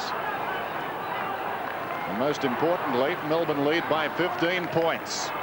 Well, Fremantle have got to throw everything at them now. Their season could be going down the gurgler. White comes away from half back, kicking towards half forward. In plenty of space, two men there, one of whom Parker knocked it forward, but no support on the ground. Matthew Phoebe kicks it down towards the pocket. Parker is quick, gets back first. Lyon applies the tackle. It came to Carroll, who's gone back with the outside of the boot. Robertson. Mann takes the mark on the behind line. Wasting no time. The Dockers bring it out. Kick comes up to centre half back and McGovern. So Andrew McGovern to Norris, who's a real little goer. One bounce, two. Will he go again? No, he's going to drive it long. It's a wobbly kick. It's an ordinary kick, but it's a floater, and anyone can end up with it. It's Tingay who waits at the base and puts it out of bounds. Way out at half forward for the Dockers. That was a terrible kick coming in, Kevin. It was a floater, but I was looking back and I saw Clive Waterhouse good 10-15 metres off the ball, and he was a spectator. He should have been charging with the fly of the ball, because when that crumb came to the ground, the numbers there, all of a sudden a few bodies, you got a chance of getting the ball. Tengay coming away from that pack situation to Phoebe. Matthew across to Stephen then. Stephen kicking down towards half forward. Needs almost the grab. Tries to keep it in, couldn't. So a boundary throw in about 60 metres out from Melbourne's attacking goal. Wills is off the ground. So the sign's not good for the Dockers at the moment. Melbourne running better, combining better. The Dockers needing the next goal. Neitz knocks it down. It spills wide of the pack. Viney has done so well. Trapped there by Godden. Was Sinclair pushed in the back? Yes, he was. So the young Victorian to take the kick across half back. Kicks it high towards the wing. Melbourne have got the numbers there. Steins was up. Leoncelli knocked it back to Steins. Hurried kick close to the boundary line. It bounces across down towards right half forward for Melbourne. Dennis, you're right about the leg speed. They just look so much faster, Melbourne. It looks like they've just come out with a mission. And Freo have just basically gone back to their old bad habits. Robertson missed the ball. Michael somehow got it to the back of the pack. Mann high up and under towards the centre square. Seacamp knocked it to the ground. Woden back into the action. Gets away from Waterhouse. Good hand pass. Matthew Phoebe chips it wider. Tingay in space. Steve Tingay trying to bend it back in front of goal to Lyon. Oh, that is a very good mark. Carroll, he read that beautifully. Chipped in front of Gary Lyon. Yes, I like the way he plays the ball on its merits, and that's important. Instead of just pushing and shoving all the time, worrying about your opponent, you must attack the ball, and I think he does it well, Carroll. There were some worrying signs just before half-time. Melbourne looked like they had a better work rate than the Dockers. They did get that late goal through Waterhouse, and it may just camouflage the fact that Melbourne were getting on top. They've got to work a lot harder now, the Dockers. Melbourne's winning all of the loose balls, and they're running hard. Well, this is Michael. Bring it in towards the... that is a courageous effort. It was either a mark or a free kick to Dale Kickett. He has given the ball off here to Godden in towards full forward. They need a mark, and they may get it. 3 bites, Fetimer. Sinclair off the pack has kicked the goal. Well, that's what I like to see, Peter, when there's a marking contest, a small player making ground, judging his run to be there when the crumb hits the ground. And young Jess Sinclair, who is a fine young player, looks to have a real future, goes pretty hard at the ball. It's a pretty good kick. And let's have a look at Sinclair. You can see him running from a long way back there. And that's what you've got to do when you're a small player. You've got to be prepared to run good 20, 25 metres to get to the crumb. And well done to that young man. Courageous mark by Dale Kickett, setting up that goal to Jess Sinclair. So we're back in the middle. Jim Stynes in the action at the present time for Melbourne. He strained a knee ligament against St Kilda in round 12. It really has been an amazing recovery. He's a warrior, strapped up but ready to go. Clem Michael coming in the opposite direction. Tailor-made for Michael to take the run, but Stein stood his ground and did pretty well. Tingay helps the ball on its way. Viney tries to do a similar feat off hands. Matthew Phoebe got it down. I'm not sure it was intended. Tingay goes towards goal. Bacon square. Quick reply for Melbourne. Well, that was a similar goal as he kicked in the first quarter, Stephen Tingay. He's a ball carrier, and when he's got his confidence up, he's a very, very good player. A few years back, a Victorian player. He was one of the elite of the competition, wasn't he? And that's when Fremantle went after him, because he looked like, you know, he was a young superstar on the way up. He knocked that ball out of the centre square and kept running. That's the hard running I was talking about before that Melbourne's capable of doing, and they're doing that right at the moment. There he is. He's done plenty of work in the gym, as you can see. He's been developed into a very strong player. There's Michael, tapped it down and then went in to get it himself. But it's Stephen Phoebe coming out with the ball, bending it towards the half-forward line. David Neitz, good to see him back in the Melbourne side. To Stynes bends it to the half-forward line, taken by Norris. Just breaks the tackle. Tries very, very hard, Norris. On the man, back to Norris. Oh, he's dropped it, then kicks it in mid-air, but he's lost it. Woden, quick hand pass. Anthony McDonald. Back it comes to the centre wing area. Leoncelli bends it forward towards James McDonald. Now he wants to give it off too, as you can see. No, he dummies the hand pass, then he kicks it in towards half forward. Good mark taken there. Oh, that's very impressive by Carroll. McGovern takes the hand pass and runs away. The margin is 15 points towards the outer side. Waterhouse has got it right on the wing in the bright sunshine as the shadows creep across the MCG. High ball, Fedema and Ingerson. Ingerson it is who knocks it down. Gale flicks it back towards Fedema. Fedema's dragged off it. Gale upended. Ingerson does well. Now Rigoni to Tingay. Tingay forward of half back, down towards half forward for the Demons. Plenty of Dockers there, and Parker takes a good grab. Shane Parker. The Dockers from their very first game have had a strong defence. Certainly it's been the strength of this team. And Parker, who's been a most reliable player, comes across the ground. Callahan's got it. Now nothing up the ground at all. Where will he go? He'll kick towards the 50. It'll bounce in no man's land. Phoebe gets back, but an unkind bounce. Michael somehow got through the congestion. Good tackle by Stynes. It comes back towards Sinclair. He was pushed in the back. Jess Sinclair will get the kick. Leoncelli pleads his case, but nothing doing there, Anthony. Oh. There goes the kick deep then. Clement is down there, grabs hold of Seacamp. Had that ball been touched? I'm not sure it had. Hit the post. Hit the post. Dennis, that was a thumping kick by young Michael. Is he regarded as a long kick? Yes. Well, that was just from a standing start. He just went thump and kicked it about 60. Beautiful kick. I haven't really noticed, Pete, but now that you mention it, I've seen him kick the ball long a couple of times. Stephen Phoebe to Anthony McDonald. I was asking former state selector, of course, in towards halfback. Ingerson on to Matthew Phoebe. He's run right down towards centre wing and drives it long in towards the full forward area. Carroll did well to Parker. Well, the bounce important here. It's at half forward for Melbourne. Matthew Phoebe to Tingay in the danger area. Could have been holding on Farmer. No, said the umpire. And over the line it goes. He's finding it very hard to get into the game, Jeffrey Farmer. Well, he's had 3 handballs. He's yet to have a kick. And the only other player on the ground who hasn't had a kick is Jamie Shanahan, who's been playing on Clive Waterhouse. White limbering up, boundary throw in meantime. Lyon came from behind. Robertson plucks it out of the congestion, snaps it across the goal face. Chisholm gets back, picks it up, comes out wide into the path of Callaghan. He runs onto the ball now, elects to have a bounce. Farmer is closing. Callaghan's hand pass, got it to Toya. Back it comes to Callaghan. Callaghan forward of half back, then kicking up towards half forward. Again, not much on offer. The ball close to the boundary line. And across it goes. So that's disheartening a couple of times now. Dockers coming up the ground and simply nothing on. Yes, they've got no one actually presenting himself, Dennis. We saw before they held onto the ball, waiting for something to happen, and Jess Sinclair had to make some ground. But they haven't got a focal point at the moment across the half-forward line. There's Gary Lyon. Not happy, KB. He's not happy when he came up the ground. He looked up at the coach's box and gave him a nice old filthy look. Well, he certainly set the tone at the beginning of this term, so a little surprising. Well, he's kicked 2 goals, 1 in this third quarter, Gary Lyon. Meantime, the ball is on the wing, and Michael likewise was up and almost took a great mark. Viney, look at him go, loves that situation in close. He can't get the left pumping in there because 2 blokes had him. And we'll have a ball up. Well, it's right on centre wing, and crunch time at the moment. 14 points the margin in favour of Melbourne. The Dockers are desperately trying to get themselves back in it. A couple of goals, and they certainly are back in it, but at the moment they just don't seem to have anyone presenting themselves up forward.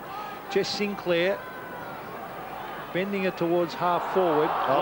Well done by Waterhouse. He did well. So did Toya. And here's Parker, who's very, very quick. He has a bounce, runs to 50, drives at goal. He's hooked it badly and sneaks it in for 1 behind. Peter, just another quick one on Gary Lyon. I'm just wondering why Neil Danaher would have taken him off. He's kicked 2. He'd struggled in the first half, I suppose, to get the ball, but to kick 2 goals when the game was level, pegging, it's a pretty good effort. So what are your thoughts? I'll give you 50 to ask him right now. Well, I think young Trent Carroll outmarked him a couple of times. Maybe he was caught behind and Neil Danaher didn't appreciate it. Who knows? Good mark by Fetimer. Hit the ground running to Norrish, who's tried his heart out. Norrish floats it back towards full forward. In from the side, Callaghan almost couldn't hang on, out of bounds. Well, they need some individual efforts now. Callaghan has lifted. Waterhouse just moments ago was inspirational down in front of our commentary. That was tremendous play by Clive Waterhouse. It's a pity Parker didn't finish it off with a goal. Could have been a real lifter for them. Tingay, likewise for Melbourne, has lifted. Bounces it out towards the defensive 50. Norrish again wins the hard ball. Gale back to Norrish. Not much reason for that. It's gone out of bounds and we'll have a throw in. The margin is 13 points. Melbourne in front. It's errors creeping into the Dockers game there with poor handballing. Just not quite able to hit a target. Puts you under a lot of pressure.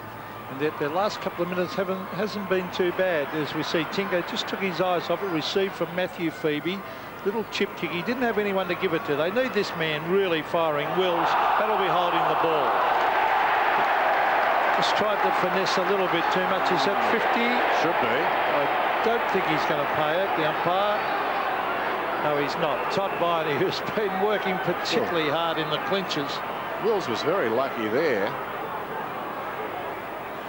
Woden has marked this chip pass at half-back.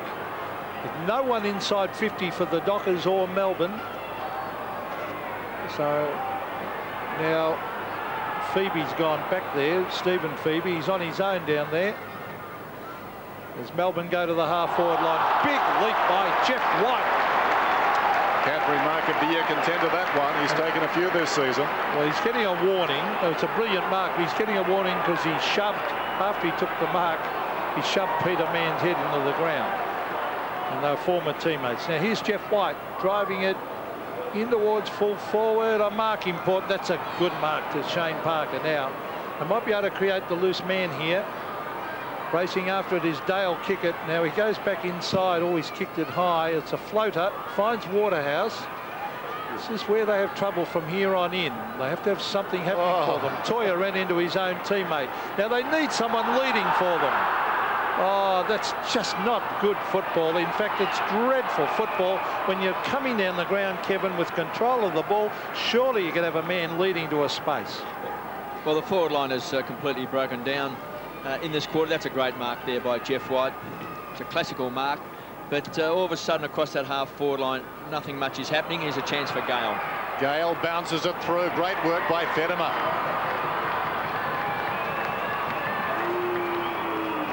So they've just manufactured a goal, and they're back in it. That happens sometimes. Yes, they're back in it. They've got a chance, Fremantle. They've been off the boil, just as I said, just before half-time, and for most of this quarter off the boil. But their last 5 minutes has been all right. They've had plenty of the ball. Made a few mistakes, but they're within 7 points.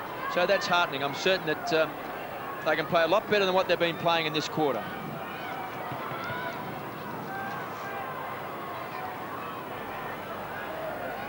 Brendan Fettimer laying it down into the path of Mark Gale, who bounced it through for a goal. The margin is back to 7 points.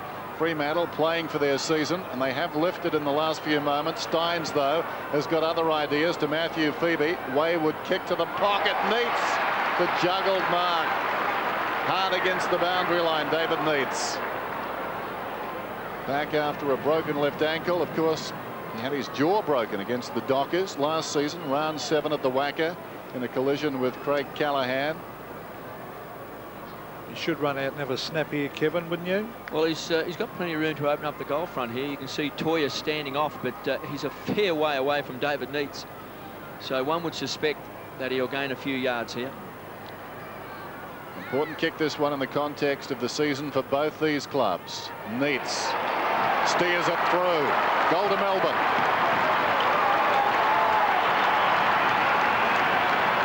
Yes, a quick reply by Melbourne.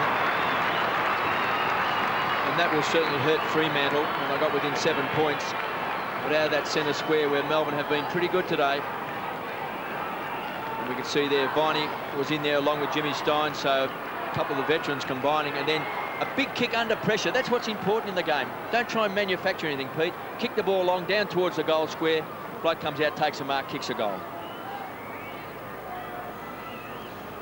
Well, that one certainly hurt Fremantle. The second goal to David Neitz after a quick kick down put pressure on young Carroll.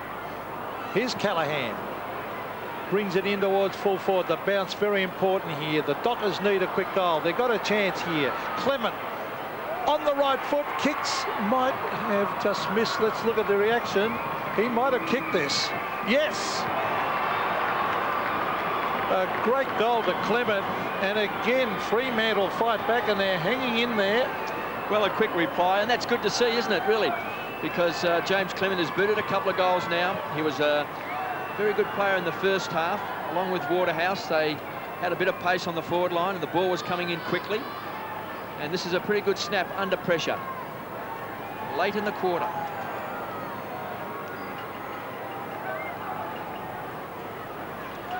James Clement's booted 2 goals. Brendan Fettimer involved in the last 2 for the Dockers. Bad bounce back in the middle. Stynes able to take clean possession. Had it a long time. Held to him, says the umpire. Ball up. That's what Callaghan is saying. Unlike you, Stynes doesn't love him at the moment.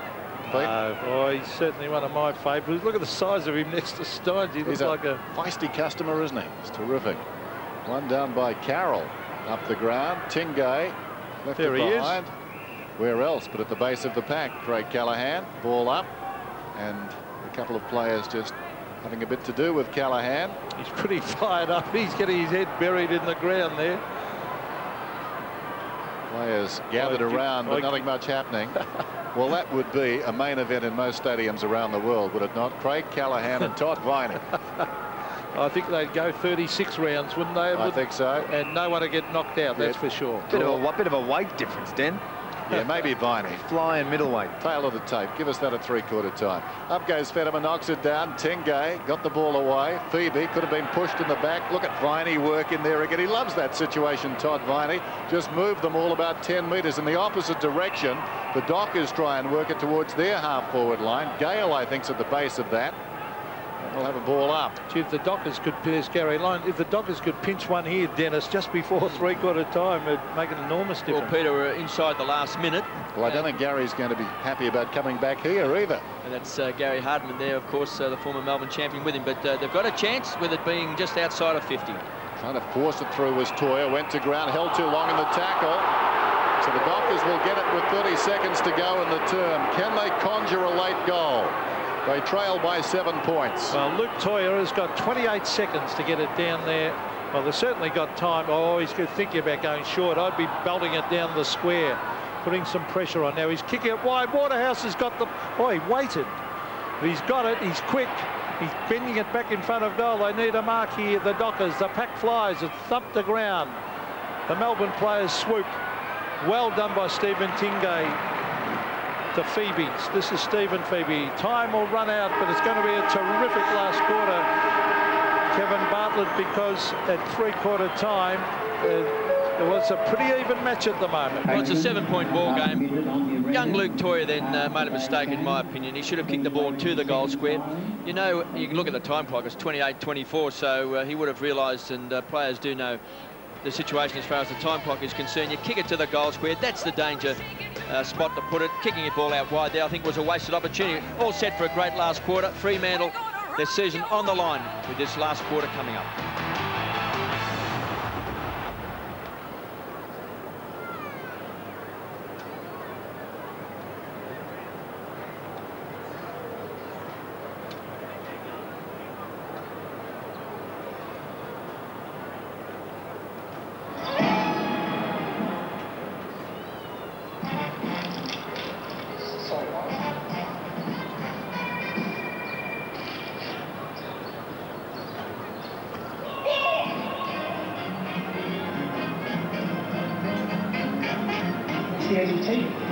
Just before that. Need to keep up with the stock market? Mobile net, and you can.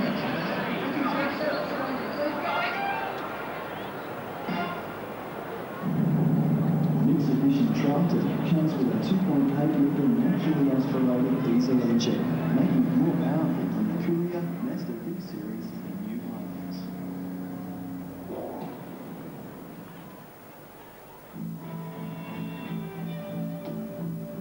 If winning one Grand Prix race proves you're a champion, what is winning over 360 proof? Goodyear, anyone's first choice. If you can't get your back, get to a post office. Now you can do your banking at over 2,500 post offices displaying the diamond post symbol. The Mitsubishi Express has loading doors on both sides. The competition doesn't.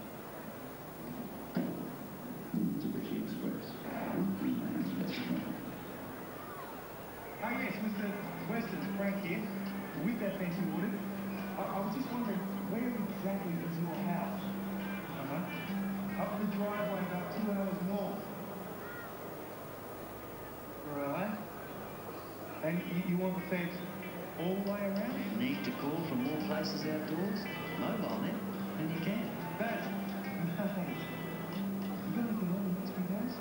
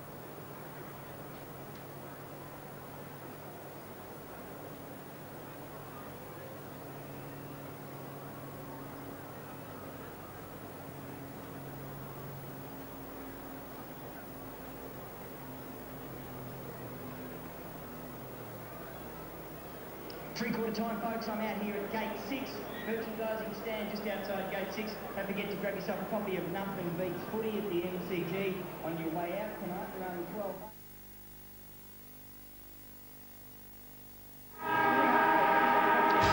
And the battle continues. Three-quarter time at the MCG. It's tight. Melbourne starting the day in 8th place, and of course Fremantle trying to force their way towards the finals. 11-6-72, 10-5-65. And just a reminder, Monday nights around the country, it's time for Talking Footy.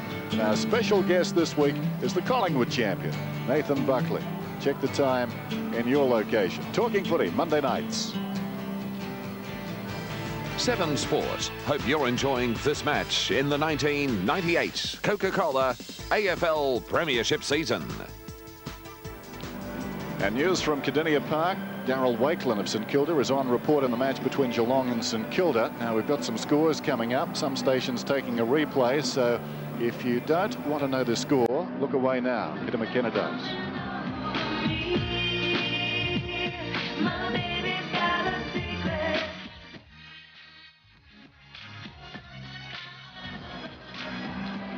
Russell Morris is standing by, and with him is Daniel Hargraves. Russ? Yeah, certainly, Dennis. Well, Denny, you've got a crook shoulder in round 8. What's the prognosis at the moment with that? I had an operation a week ago on Friday, and they've just fixed a cartilage on either side of my shoulder, and just a few tendons that had to be tightened up. That in the past from the Bulldogs and reoccurring this year against Geelong in round 8, took them about 4 or 5 weeks to decide to sort of go in for the operation, and eventually we decided on it and put my season towards the end. So, well, you were the Dockers' prize recruit this year. You've only managed 2 games, so it's a little disappointing, of course. It is a little bit disappointing, and it's something that I've got to repay them back in a way too, putting a bit of faith into me and move me across halfway across the country. So, but they've explained to me, Stan and Jared and McNeil and that they want me back, and I've got another year on my contract, and they're looking for bigger and better things next year. Good luck for the rest of the season. No worries. Thanks for that, mate. Cheers. And speaking of big things, a lot to play for right here.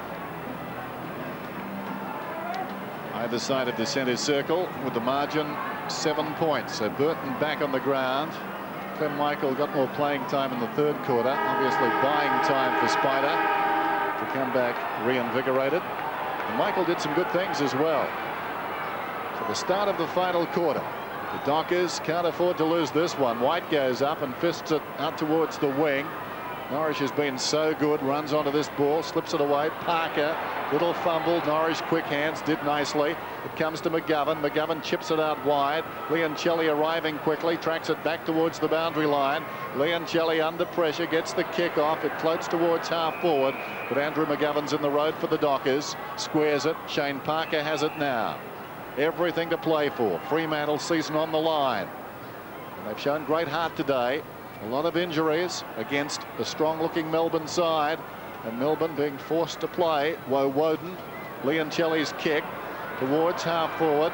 McGovern got an unkind bounce. Parker likewise pushed off the ball by McDonald. Coming through, it's chipped around the corner by Rigoni. In the road was Chisholm. Man to Toya. Toya across half-back, pinpoints it nicely and finds Bond. Bond has done a very good job on Jeffrey Farmer. He brings it into the centre corridor area. This is Toya, who's been good. He's been flattened as he got rid of it. Free kick down the ground, I would think. And it's going to Spider Burton, who had marked the ball anyway. Gee, the first goal here in this final term. And a blood rule very too, important. Pete. And blood rule, James McDonald will have to come off. So this will just hold up the play a little bit. Melbourne, the players have got down into defence to create numbers. Only 2 Melbourne players on the forward line. That's forward of centre at the moment, so you can imagine how many are down in that back half. Spider Burton, and he's thinking exactly that. He can't see anyone to kick it to, so he's just going to kick it to the pack and hope someone can take a mark. Melbourne players there in defence, and Ingerson takes a safe mark. Plays on to Hopgood. Hopgood to Seakamp on the kickoff line. Across the ground, Woden. Viney running hard out of deep defence up towards half-back. Kicks through the wing towards half-forward. Man, almost the mark. Quick reaction time there from Neitz, falling to the ground. Robertson on his knees. The hand pass ineffective. Comes across to McGovern. Back it comes to Shane Parker. Elects to go for a run. Has the bounce. Kicks through the centre towards half forward. In front is Kickett. White is there with him. White lays the hand pass away. Uze, who's gone out of the game since half-time, chips it up to the wing. Rigoni's away. Rigoni kicks inside the 50. Robertson getting back has taken the mark well within scoring range. And he's a sharpshooter. You'd like him from here. Well, he's kicked a couple of goals already today, Shane Robinson, particularly in that second term when he was very elusive and kicked a couple of very, very important goals. He's kicked 10 goals for the season. And he's a bouncy player, just over 6'1", so he can take a good grab and a bit of pace around the forward line. He's been a pretty important player to Melbourne across the half-forward line this year.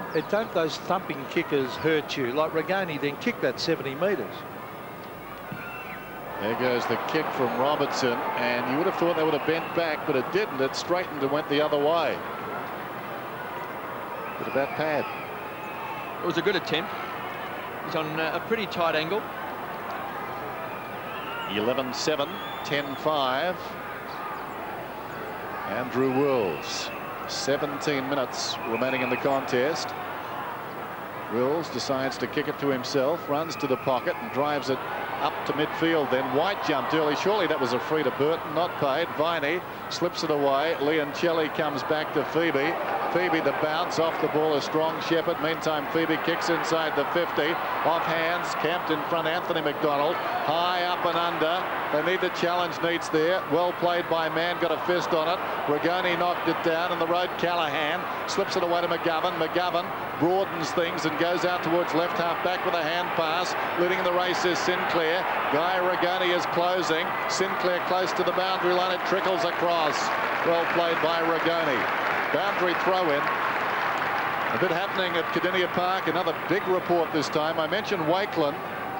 Stewie Lowe has been reported for that incident against Barry Stoneham. Stoneham, as you can see, a nasty cut below the left eye. So Lowe and Darryl Wakelin on report for the Saints in a fiery game at Cardinia Park. And it's tight as well. And isn't it good, Dennis and Kevin, now that we're allowed to show reportable incidents? And I mean, we've got with it's 1998, and if it's happened on the field, we should be able to see it, and the public should be able to see it. In his 250th game too, Stewie Lowe down at Cardinia Park. Well, a vital play to St Kilda, but we'll look at this game at the moment. A vital game for both these sides, particularly Fremantle, because this is their last chance as far as finals football is concerned now. They've lost it here to Matthew Phoebe. Callaghan got it forward. Robertson flies, couldn't mark it. Lyon surrounded by Dockers. Here's Robertson again. He gives it off. A quick kick towards goal and bounces the wrong way, and that was by Matthew Phoebe.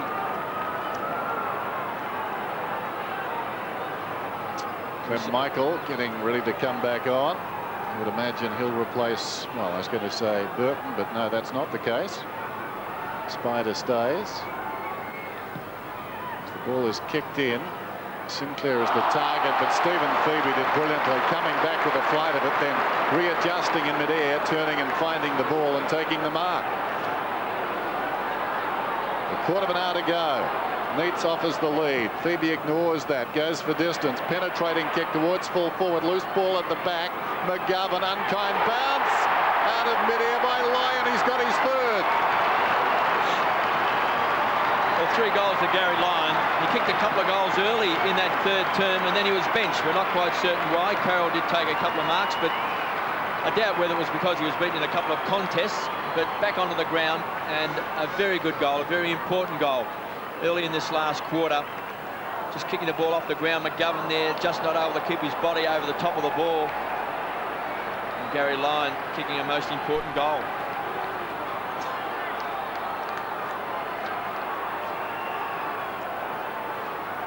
All of a sudden, the margin is out to 15 points, so very difficult for the Dockers. They'd have to get the next one, you'd think, as Rigoni crashed his way through.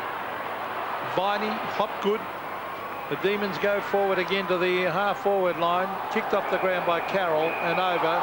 Just a bit of a push. There wasn't a lot in that. I hope the umpire... Now, that is very good umpiring, I would think. He's not going to pay the free. And good umpiring. Brave umpiring right in front of the Melbourne supporters. Well, it was exaggerated, though. It wasn't a Dennis, really. It was a little shove, but not a lot in it. You see that all the time. This Carroll's a good kid, Peter. He's standing up to Gary Lyon. He's over 200 games. And Carroll himself's only played a handful, so he's doing pretty well for himself. Yes, he's going to be a good young player, Russell.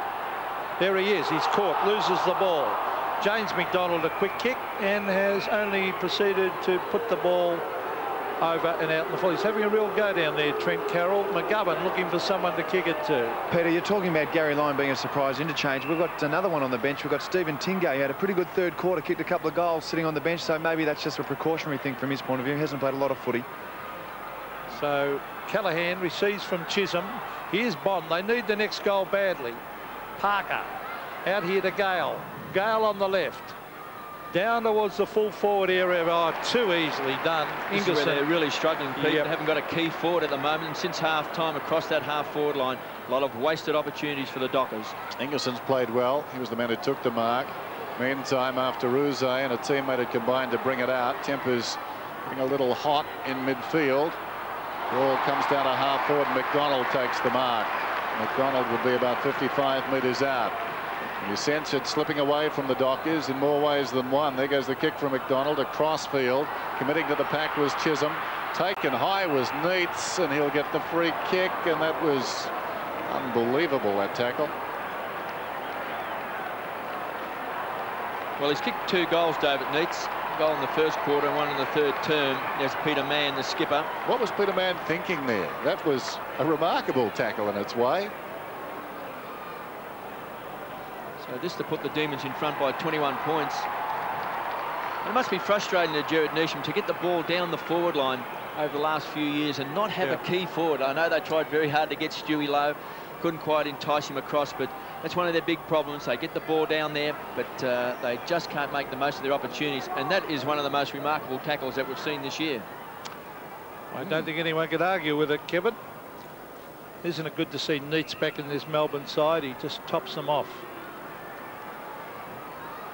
So David Neitz, well, we have sung his praises all day about his beautiful kicking. He kicked one from the boundary line in the third term down the opposite end. This one's dead in front. He's very relaxed as he comes in. Let's see if he can put it through. No doubt about it, goal umpire didn't move. 21 points the margin. Some big danger signs now for Fremantle. It'll take a big effort to come back from 21 points down when you consider that the Dockers led by 6 points at quarter time, trailed by 2 points at half time and 7 points at three-quarter time. They're now trailed by 21 points. So Melbourne's had the best of this last term. There's 20,000 fans here today. Dare say all Melbourne supporters. But that man on screen has made a wonderful comeback with 3 goals. Well, the Melbourne interchange. There's Jimmy Steins and Sean Smith, of course, and Gary Hardiman, the great halfback flanker. Now, that was almost a throw. Durkay's on the ground. Caught. Loses the ball in the tackle. A hand pass comes out here to Woden. Woden in towards the pocket. And a good lead and marked by Lyon. Again, Carroll putting some pressure on. Have a look at the Melbourne fans down on the fence. And as we said, there's just over 20,000 here. I dare say all Melbourne supporters, maybe just the odd Docker supporter. But Carroll there close to the boundary line, copping an earful. And he really didn't do much at all, did he, the young fella? Well, he did push Lyon. over their hero in front of him before, Peter. So Gary Lyon just inside 50 is a beautiful kick. That's out to the right. Won't quite make the distance. Spider Burton helps it on its way and over the line. So extending the margin to 22 points in favour of Melbourne. 3 goals, 4 to Gary Lyon today. Still plenty of time, but the Dockers not doing enough, particularly in attack, to make you think they can win this. Gale down towards half forward. Waterhouse leading back in the race. Ingerson put the body in, and Seacamp came storming through. It was a great pickup. Good usage too. Anthony McDonald breaks away, skirts past the umpire, kicks it out wide, and the mark is held by Viney right on the 50. Todd Viney was led by example this afternoon. And it was tight and tough. She could give it to White standing on his own there, Dennis. Look. He could. White yelling for him. Viney pulling rank on him. Goes from 55. White may have the last word, and does. Like that in a young player, talking to the captain. Well, he should have given it across, actually. No one was near White for 30 metres. Robertson. Just over 11 minutes remaining in the game. 13-10 to 10-5. Chisholm kicks in and finds Carroll. He's getting that. Well, he's come of age. He's getting the hoots of all the Melbourne supporters, Trent Carroll, as he kicks it wide. Also, good spoil out there by Anthony McDonald. And then Craig Callaghan takes it over the line. Peter, that's what you get if you mess with their precious Gazza. Yes. It's the death sentence. That's certainly, you can't mess with Gaddy. Anyway. Just playing his 13th game, Trent Carroll. He looks like he's got a good future. He's a good size and attacks the ball, plays it on its merits. He had a horror day earlier in the year against Collingwood where Sav Rocker kicked 11. Not all on him, of course. He kicked about 8 on Trent Carroll and 3 on O'Reilly. Now here's Uze, who was best on the ground in the first half and has been a lot quieter, dangerous, but comes off because Seacamp has taken the mark. Towards midfield, Chisholm knocked it away from White, coming through as Uze. Well played. Melbourne work it forward again. Here's Hopgood, got it from Smith. Still he's going at the 50. Snaps it back. It wanders towards the pocket, and Farmer. Well, the final indignity for the Dockers. Farmer slipping the shackles, taking the mark against Bond. Now, has he had a kick this afternoon? No, this will be his first kick, Dennis. He runs around and just as likely to kick it. Oh, he got 3 for WA last week.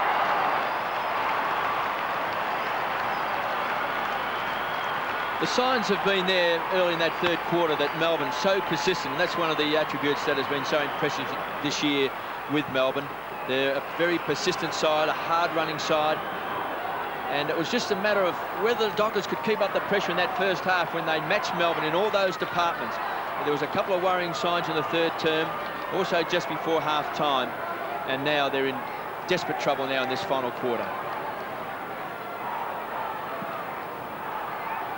So back to the centre, very dark. You mightn't see it on your television screen, but it is very, very dark here. Even though there's a bright sky, the shadow has come over the MCG.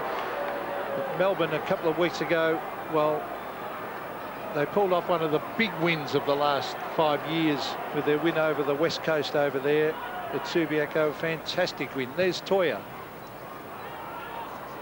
The half-forward line, Waterhouse to Gale. Gale handballs, then is grabbed. You'll have to get a free kick. In fact, it was Chris Bond, was it? Yep. Bond just. Waterhouse just inside 50. Oh, he drives a goal and puts it out on the full. And there's little Bond. And Woden picking him up.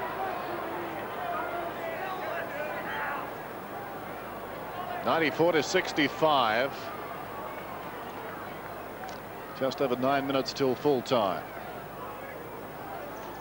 So it seems the remarkable revival of the Demons will continue under Neil Danaher, a former assistant with the Dockers.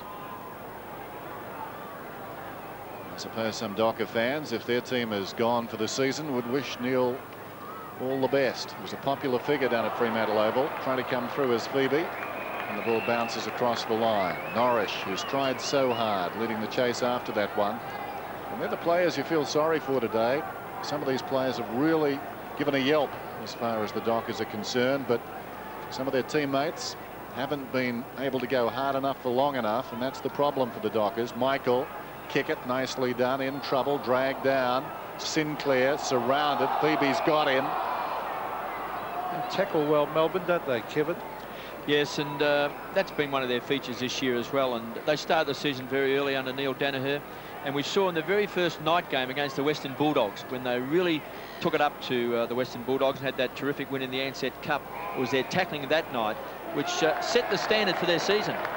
Now White's getting a free kick against Michael, plays on immediately. Rigoni across half back. Woden, little chip pass out towards the wing, half volley for McDonald. Interesting hand pass or whatever it was. It spills across to Uze. Uze from the wing towards half forward, off the hands. Comes to Mann. Mann boots it back towards the half-forward line for the Dockers. Waiting in front, Sinclair. Michael now kick it 60 metres out. Pulls it back towards the middle. Ma gathers the ball. Turns from 35. Snaps. And I think he's got it. He has. Well, he's kicked 2 goals, young Ma. And certainly Paul Ma is a player of the future. As I said earlier, I spoke to Stan Magro before the game, and he seems to think that he's a real chance for them. He's a beautiful kick, he's a nice mover, a good size, can jump, and of course inexperienced, just a couple of games next to his name, but he has got this you know, casual approach to the ball. Looks like he's got a lot of ability, but again, it's going to be time to develop him as a key forward. Well, the Dockers just hanging in there at the moment. 3 goals, 5 down, so 4 goals in just under 8 minutes. It is possible, but probably not likely, against a strong Melbourne side, Seacamp. Back it comes to Anthony McDonald. He gives it off to Woden. Woden drives to the half-forward line, over the head of Viney, still going on with it, and taps it over the line. 50 metres out from the Melbourne goal. He's a fantastic leader, Todd Viney. I'm a great fan of Todd Viney. He just plays with so much spirit and heart. So a double change as Robertson comes on and big Jimmy Steins. Was that David Neitz also on the boundary line? Neitz went off. Yep, he did. So his first game back, pretty impressive with 3 goals. And will just strengthen Melbourne as they complete their run into the finals. A lot to like about Melbourne. This man hooks it down behind. It ricochets back to him. Off a step, he kicks it up towards the wing. Oh. Wills, almost a clever one-hander. Tapped away by McDonald. He's a worker for them. He pulls it back towards the middle. Almost the mark to Robertson. Leaving it behind was Farmer. Spills across to Carroll. Carroll gets the hand pass off to Kickett. Kickett, the chip pass through the centre square, and Luke Toyer. He started very well. He's tried very hard. Luke Toyer going for distance. Fremantle desperate for another goal. Burton. Well, maybe he can provide one here, outmarking Shanahan. They trail by 23 points. Just under 7 minutes remaining in the game. As Peter said, not impossible, but on what we've seen, he wouldn't mortgage the house on them. But we don't see a lot of Spider Burton on the forward line, but he has kicked 7 goals for the season. And you were advocating this earlier. So Burton kicks truly. Back come the Dockers with the last 2 goals. I think he's worth a chance up on the forward line with his height. Particularly late in the game. Yes, because, you know, that old saying, tall players don't get any shorter and quick players get a bit slower. But you would think that because they lack that marking strength on the forward line, that when he is up there, that players, you know, can, under instruction, also just with common sense, kick the ball onto the square where Big Spider puts up the hands. He's improved his marking this year as well. I think in the past his marking hasn't been a great strength. But he was telling me he thinks he's improved a lot, so therefore he's a danger up forward. Well, we just saw a shot of Jamie Shanahan standing alongside Spider Burton. Now, Jamie's about 6'3", and he looked like a midget. 14-10 to 12-5. The Dockers not laying down here. As Michael went in after it. Should soccer it off the ground here. He didn't. Seacamp. Well done by Sinclair. Kick back to Sinclair. Quick kick too if they could pick another one. Gee. But it's taken there by Ingerson. On to Uze. Adam Uze brings it out to centre wing. Norris has been good. He's had a real dip. McDonald. Woden. The Demons go forward this time. Should be a Dockers mark. Callahan flies through the air. What a great mark that was. Robertson is down and hurt as Chisholm comes away. Goes across the ground. Gale out there. Lays it off to Carroll. Carroll prods it around the outer side. In front, missed by Fedema. Arriving quickly as Bond did brilliantly. Still Bond goes. Could be now holding the ball. Oh, he's lucky. Oh, he's very lucky, Chris Bond, because he looked up, didn't he, and didn't have a teammate, so he hung on to it. Robertson well, he's a very off. experienced player, Pete. That's a trick Kevin taught him at Richmond, Dennis. Robertson off the ground. KB probably taught him not to look for the hand pass. Stephen Phoebe. He's going against your instructions there, KB. Serves him right. Pulled out towards the pocket. Knocked away by Carroll. Taken by Callahan. Gets it to Durkay. Durkay stabs it. Taken by Toyer. Across to Bond. Here come the Dockers again. You've got to like their attitude. Running onto the ball at Sinclair. Down towards half forward. And he finds Marr. Now, Marr can kick it a long way. Sinclair runs on for him, but I'd be inclined, if I were Marr, to take a shot here. Well, he's a big kick. Yep, just get his composure, just settle here. This is such an important kick.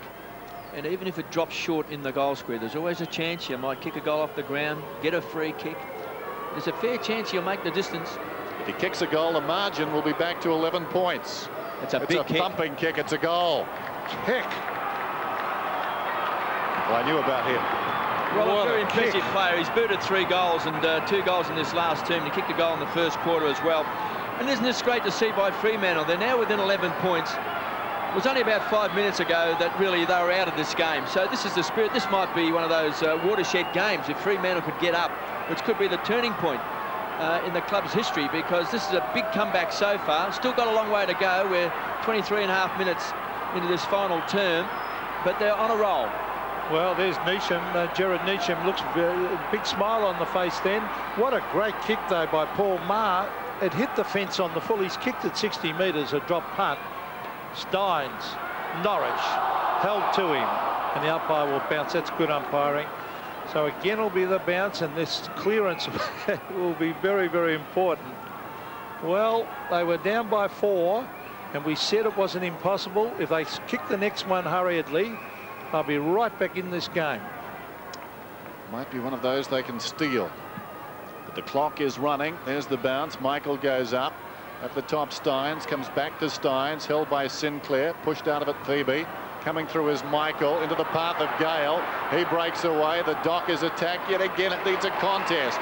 Uze, though, did very well. Stood his ground in front, took the mark, swings it out wide. Matthew Phoebe, as they eat some clock here. The ball comes up towards the wing. They can do better than run the clock down. They may be able to score. McDonald is right on the wing. Umpire's called play on. McDonald is shadow boxing there, up on his toes, prancing around. He kicks down towards Smith. And this is reminiscent of the round 1 clash where Smith took some spectacular marks late in that loss. And watch this again. He is something special in the air. And there's a lesson to be learned here, isn't it, playing against Sean Smith? Don't give him a run at the ball. Yep, absolutely. Run hard alongside him, get your body halfway in front of him so he can't leap. No good letting Sean Smith get a run at the ball, because he's probably the most spectacular mark we've seen in the last 10 years of AFL football. An amazing spring, hasn't he? So the Dockers have shown a lot of spirit in the last 5 minutes, but it could stand for naught. Sean Smith will kick from right on the 50. Not a bad looking effort. It's away to the right. Neat should have marked that. Michael came up with it. Callahan slaps it out wide, taken by Gale. Back to Callahan. The Dockers breathe again. Callahan around the outer side. Fettimer's got it now. Looks up quickly. Spots a teammate. Low down. Mark couldn't handle it. He was overcommitted. May have been better advised to let it bounce, but that's a pretty hard call. Viney came up with it, and the old heads combined. Lyon has got it now. Oh, that was a vital mark. But what do you say to a young player, though? Back off and let it bounce. No, attack the ball. You must attack the ball. Yeah, you've got to just couldn't hang on to it. It's only his second game of AFL football. He's booted 3. He's an impressive young player, but you must attack the ball. And the ball in front of the Melbourne goal, about 30 metres out. That's Anthony McDonald getting it to Rigoni. A quick kick into the goal square. Farmer. This will be the end of the ball game, because Farmer will kick from 2 metres out directly in front. I think this is one of the strengths of the Melbourne side. They've got a lot of players who, when they're not playing well, and Farmer's had a bad day, he's spent a lot of time on the bench, and when he's been on the ground, Chris Bond has put him out of business. He's only coming up for his second kick and his second goal. But it's a bit like Sean Smith, out of the game a lot, then all of a sudden you can take a spectacular mark. Farmer can do, brilliant things, come on and kick a couple of quick goals. I think that's a strength of a side when you've got players who can do that, as well as the guys who are there all the time. Well, he's kicked it.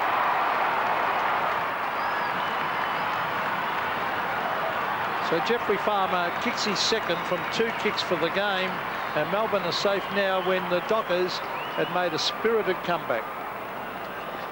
Yes, and Jeff Farmer, he's had a horrid day, really. Started on the bench, and when he came onto the ground, he was immediately picked up by Chris Bond, who has played on him before. We see McDonald there getting the ball quickly back to Rigoni, and this is a great mark. I mean, running with the flight of the ball.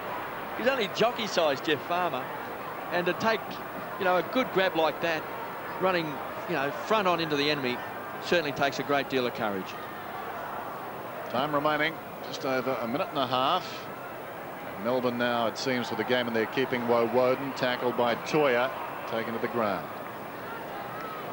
So the Dockers have given it a good shot this afternoon, but at the end of the day, they'll be 6-10. We saw Neesham smiling just moments ago, but you get the feeling it could be a tough time for him too, as he has some innuendo and speculation likely to surround him in the run home, depending, of course, on what they can do next week and in their remaining 6 games. The Dockers, always awkward for a coach once the side is out of contention.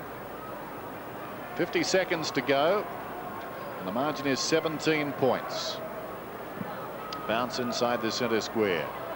Fedema and Michael between them get it going their way, but in the opposite direction, Woden kicks inside the 50 and held without it was Lyon, and the crowd are going to enjoy this. Steely-eyed Trent Carroll. Gary Lyon will have the last laugh. They're going to win it, and he may kick his 4th goal, and if he does, all 4 will have come in the second half.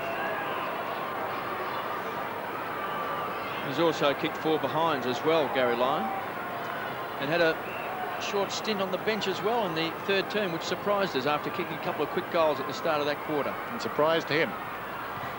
Lyon goes long. Has it got the carry? I think it may have. They claim they touched it. Bond, I think, claiming he touched it, but no, it's a goal.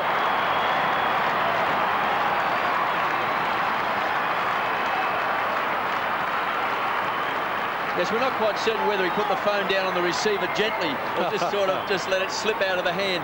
But he was disappointed when he was on the bench, but he's come back on, and that's the sign of a great player. He's come back on, got on with his business, kicked another 2 goals, had a couple of other shots at goal as well, and he's finished with a pretty good tally.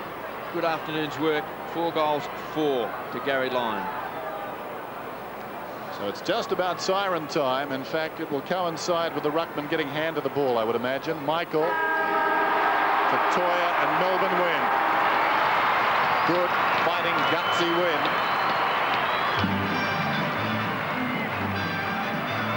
And so their hopes of playing in this season's finals are looking better. Of course, Gary Lyon's form today will be heartening for them. The fact that Pete's number 9 is back for them and got through unscathed. A lot to like about Melbourne, as I said before, and full credit to Fremantle, who wouldn't go away. They kept working hard, and every time Melbourne took their foot off the accelerator, the Doc is able to slip through with a couple of goals. Jason Norris against his old club certainly would have enjoyed the afternoon. Farmer, 2 kicks, 2 goals. He's that sort of player. Yes, he's a fantastic player, Jeff Farmer. Today wasn't one of his great games, but still able to contribute with 2 goals. The disappointing thing for Fremantle is that they work so hard. It's on the forward line, and I think Jared Neesham, has done some good things with this side. And if he can just, they're developing players all the time, trying to find someone on that forward line who can play key position. They missed out on a couple of big guns when they've gone after him, and particularly Stewie Lowe immediately comes to mind. But young Ma today looks like he could be a prospect just in his 2nd game. Good size, beautiful kick. He's kicked 3 goals. But again, he's only a young player, and you won't expect him to hold down a key position week in and week out. But they'll just have to continue to experiment with some of the younger players they've got. But a good effort by Fremantle Dockers today. Todd Viney was terrific for Melbourne. Here he is with Russell Morris. Thanks, Dennis. Todd, pretty tough early. What did you expect before the match? Oh, I think we knew it was going to be tough. We kept them out of the finals last year, and no doubt they would have been saying that, to keep us out. We're in the 8 at the moment, and they would have been trying everything to push us out. So it's a pretty tough game. But they haven't travelled well, though, and they haven't won in the MCG. That must have been a consideration from your point of view. Yeah, no, they haven't travelled very well over here, and I guess going to the last quarter, that was something we had up our sleeves. But we didn't want to be the first ones to lose them on the MCG. So it's a game that everyone had penciled us in to win. So the pressure was on us to come up with a good. So we got the 4 points, which is what matters. You seem to be travelling in about 2nd or 3rd gear before half-time, but then into that 3rd quarter, you got a lot more leg speed. What did Neil have to say to you at half-time? Oh, I think he just said, we just got to keep the intensity, and hopefully they'll be the ones to crack first, not us. And the boys kept the work rate up, and we got on top. You enjoying captaincy at the moment? When we're winning, it's fantastic. Good on you, mate. Well done. Thanks a lot. Todd Viney, 27 possessions this afternoon. I suppose when it counted, he set the standard for hard work, as he so often does with Melbourne. There was a good battle in the midfield today with Callaghan and Toya doing well, and Norris also for Fremantle, and Todd Viney in the midfield for Melbourne. Rigoni's a hard worker as well. And Adam Uze off the half-back line, probably a little bit quiet in that 3rd term, but he was a brilliant player in that 1st half for Melbourne across the half-back line. It was a battle across the half-back lines in that 1st half. Scoring was very, very difficult, and Uze was a dominating player. But I think you hit the nail on the head, Kevin, when you said the midfield battles were pretty even. but until Fremantle get regular key forwards kicking goals, they are going to struggle in the AFL. I really firmly believe that. That's been happening now for a few years. They just haven't been able to establish regular goal kickers. Well, they're hard to come by, of course, aren't they? It's easier said than done to get a good one. Yep. Well, young, as I said, might be the answer, but you can't expect a youngster next week be playing his third game of league football to bob up, kick 3 or 4 goals for you every week. And unfortunately, you know, all the players they've tried so far at the key post just haven't measured up at this particular point of time. Now, they might have to persevere again with Kingsley Hunter and a few of those other guys. But I agree with you, Peter, until you can get someone on the forward line who can take a good strong mark and kick your goals on a regular basis, it can make it very difficult because you can't manufacture goals all the time. Under pressure, when you force the ball on the forward line, it's nice to have someone jump up and take a mark. Look, Gary Lyon today, he's booted 4 goals. Not one of his great games, but he's booted 4 goals. Well, keep your eye on the red and the blue. Here we go.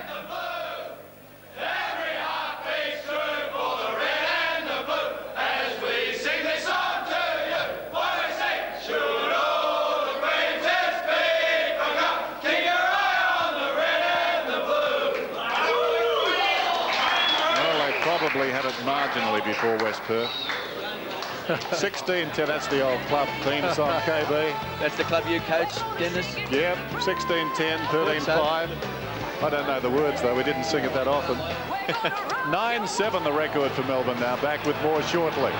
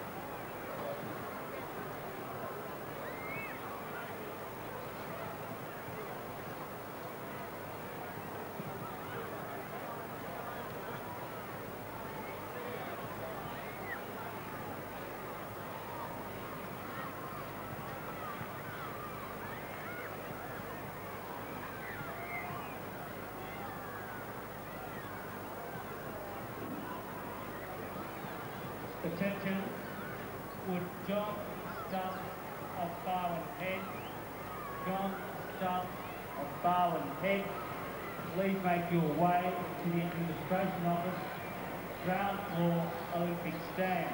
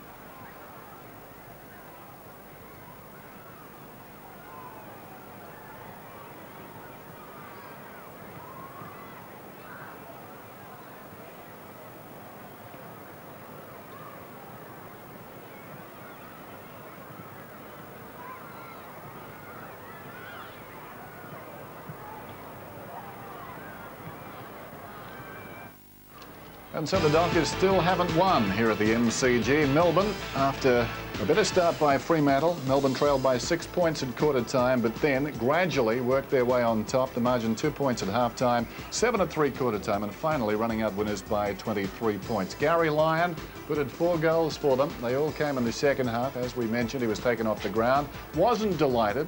David Neitz bobbed up with 3. Good return. 4 players got 2. Paul Maher booted 3 for the Dockers, and we sung his praises in the final quarter. A player of the future, but the Dockers, well, they tried hard this afternoon. What do you say, KB? They simply weren't good enough. No, not good enough today, but they did try hard, and I thought their fight back in the last quarter was very meritorious for them. But we mentioned during the course of the game that you do need key forwards. They've never had key forwards, and really you can only be a run-of-the-mill side until you've got players on the forward line who can kick a few goals, take some big marks, and when you're under pressure, you can, you know, you can just manufacture a goal because you've forced it down there and all of a sudden you've kicked a goal. We see Stephen Tingay there, kicked a couple of goals like that during the course of the game. A great running player through midfield, had a bit of time on the bench in the last quarter. And James, that's Gale there kicking a goal. But, you know, James Clement and Clive Waterhouse booted a couple of goals, but that's what you expect from medium-sized players floating around the forward line, but not key position players. If we're talking about these sorts of key position players, what's the best policy? Do you settle on a couple and say we're going to back them in and stick with them and let them develop? Because they have chopped and changed a bit, haven't they? Look, I think you've got to do that. You can only play... It's not easy, though, when you're trying to win and save your job. Yeah, and that's one of the problems, and you would know more than me being in Western Australia. I think Jared Neesham has done a pretty good job. It's very difficult to start a club from scratch with a bunch of young players, and I think they've got some fine young players. There's Gary Lyon, who didn't have a terrific game, but still booted 4 goals and spent a little bit of time on the bench, as you mentioned. But I think that, you know, Jared Neesham has moulded this side, and it's taken a bit of time. But, you know, you throw a Stewie Lowe down on the forward line, and all of a sudden you've got a focal point to kick the ball to. Wouldn't you love that? All of a sudden, you know, your side's pretty good. Of course.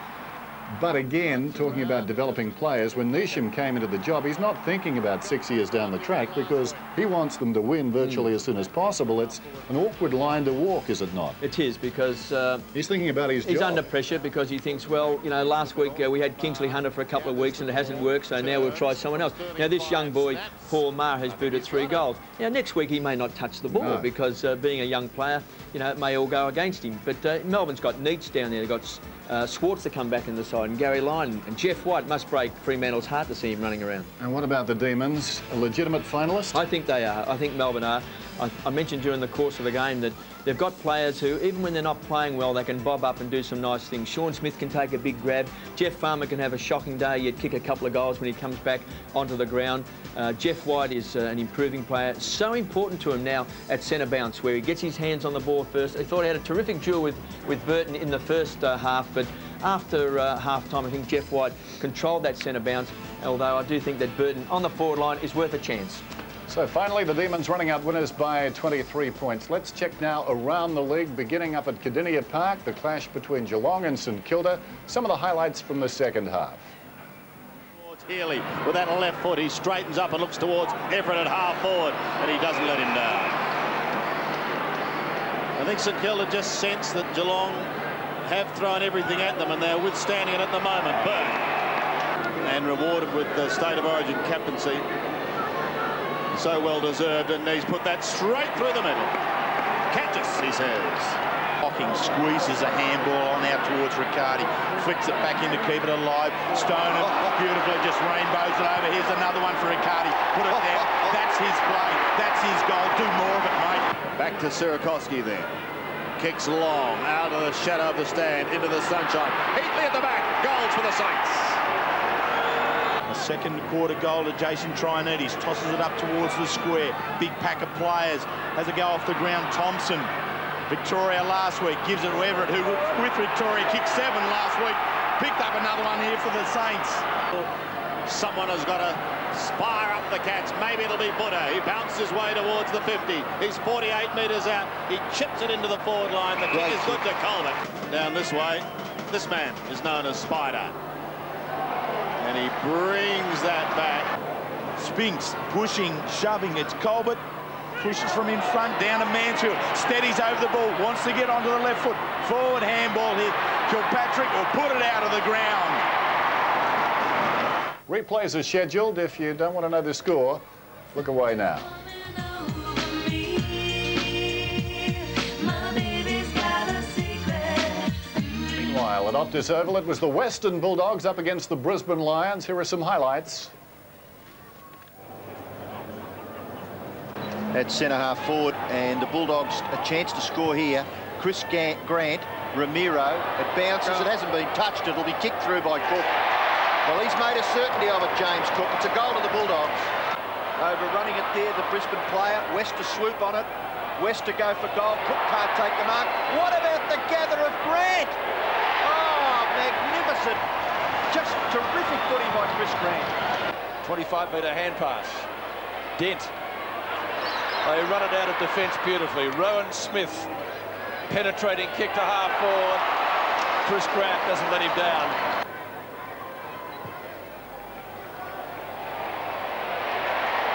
Looks pretty good from here. The player taking the mark is Kennedy. Kennedy now kicks it towards centre-half forward. Bounces, and bounces maybe in the favour here of Richard Champion. He gets past, and he kicks it high. It may be a goal to Brisbane. The goal umpire right on the goal. Yes, it's a goal. Despite the scores, hasn't really been able to start today. Grant to Montgomery. Croft, 25 metres out, bends it back and kicks a beauty. Look, Nigel's probably, to his high standard, isn't playing as well as he knows he can, so he's bitterly disappointed, but... Well, great goal to Jose Ramiro. It is a great goal. So aided by that fast start, the Western Bulldogs kick a club record score against the Lions. 27-15 to 13-8. Chris Grant bitted 4 goals. Brett Montgomery got 4 as well. And the Western Bulldogs improved their record to 11-2. Here at the MCG, it was Melbourne, home by 23 points. We'll be back shortly.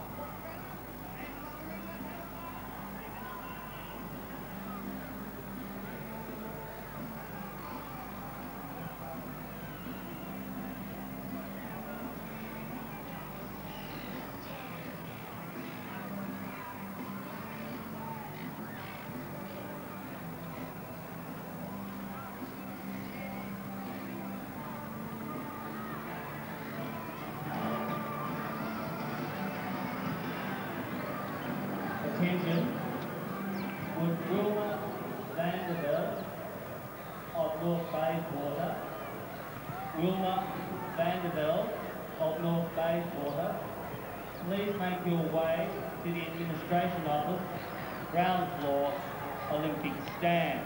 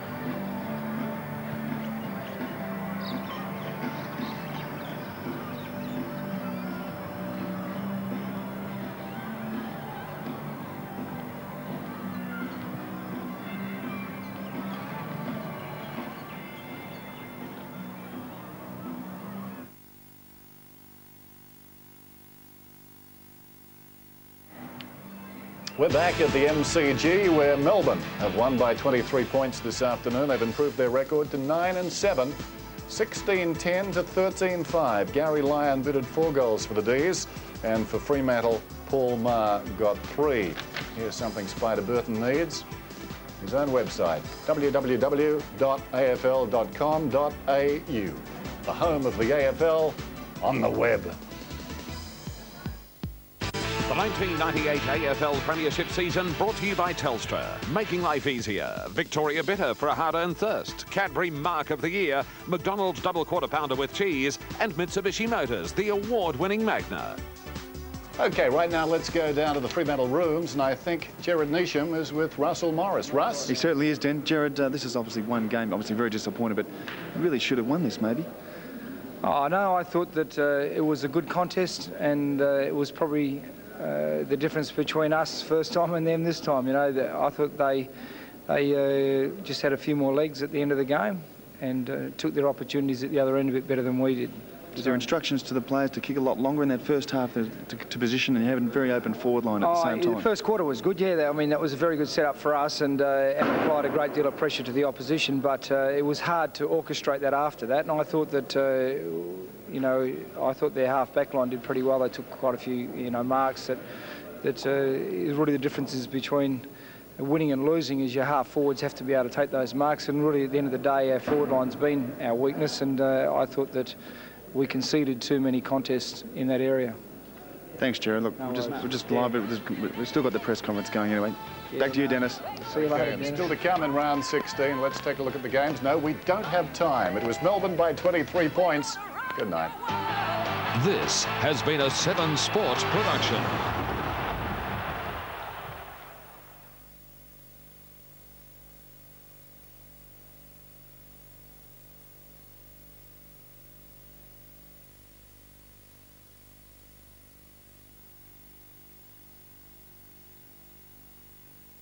And Brad Dodd, so we've just got to try and get those people on the track together, and then also try and get them a bit of experience. I mean, you know, Clem's playing his 7th game, and Murray's playing his 2nd game, and Fetterman's playing probably his 3rd game.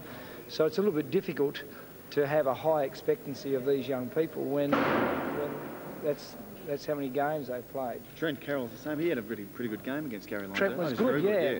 Look, you know, Trent's been a good local junior and has come through the ranks, but he just needs to play a lot more football now. And he got Gary Lyon dragged, actually. Oh yeah, no. I mean, I thought probably the 2 decisions against him. The last one was very soft, and I thought the one on Smith was very soft free kicks. Yeah. You know, in the mock-up of the game, it was a pretty physical game. So 2 of the goals he did concede, you know, were pretty iffy for mine. And at least 3 of Lyon's 4 goals were pretty costly because they came at stages where you were surging back and. Yeah, look, you know, Steve.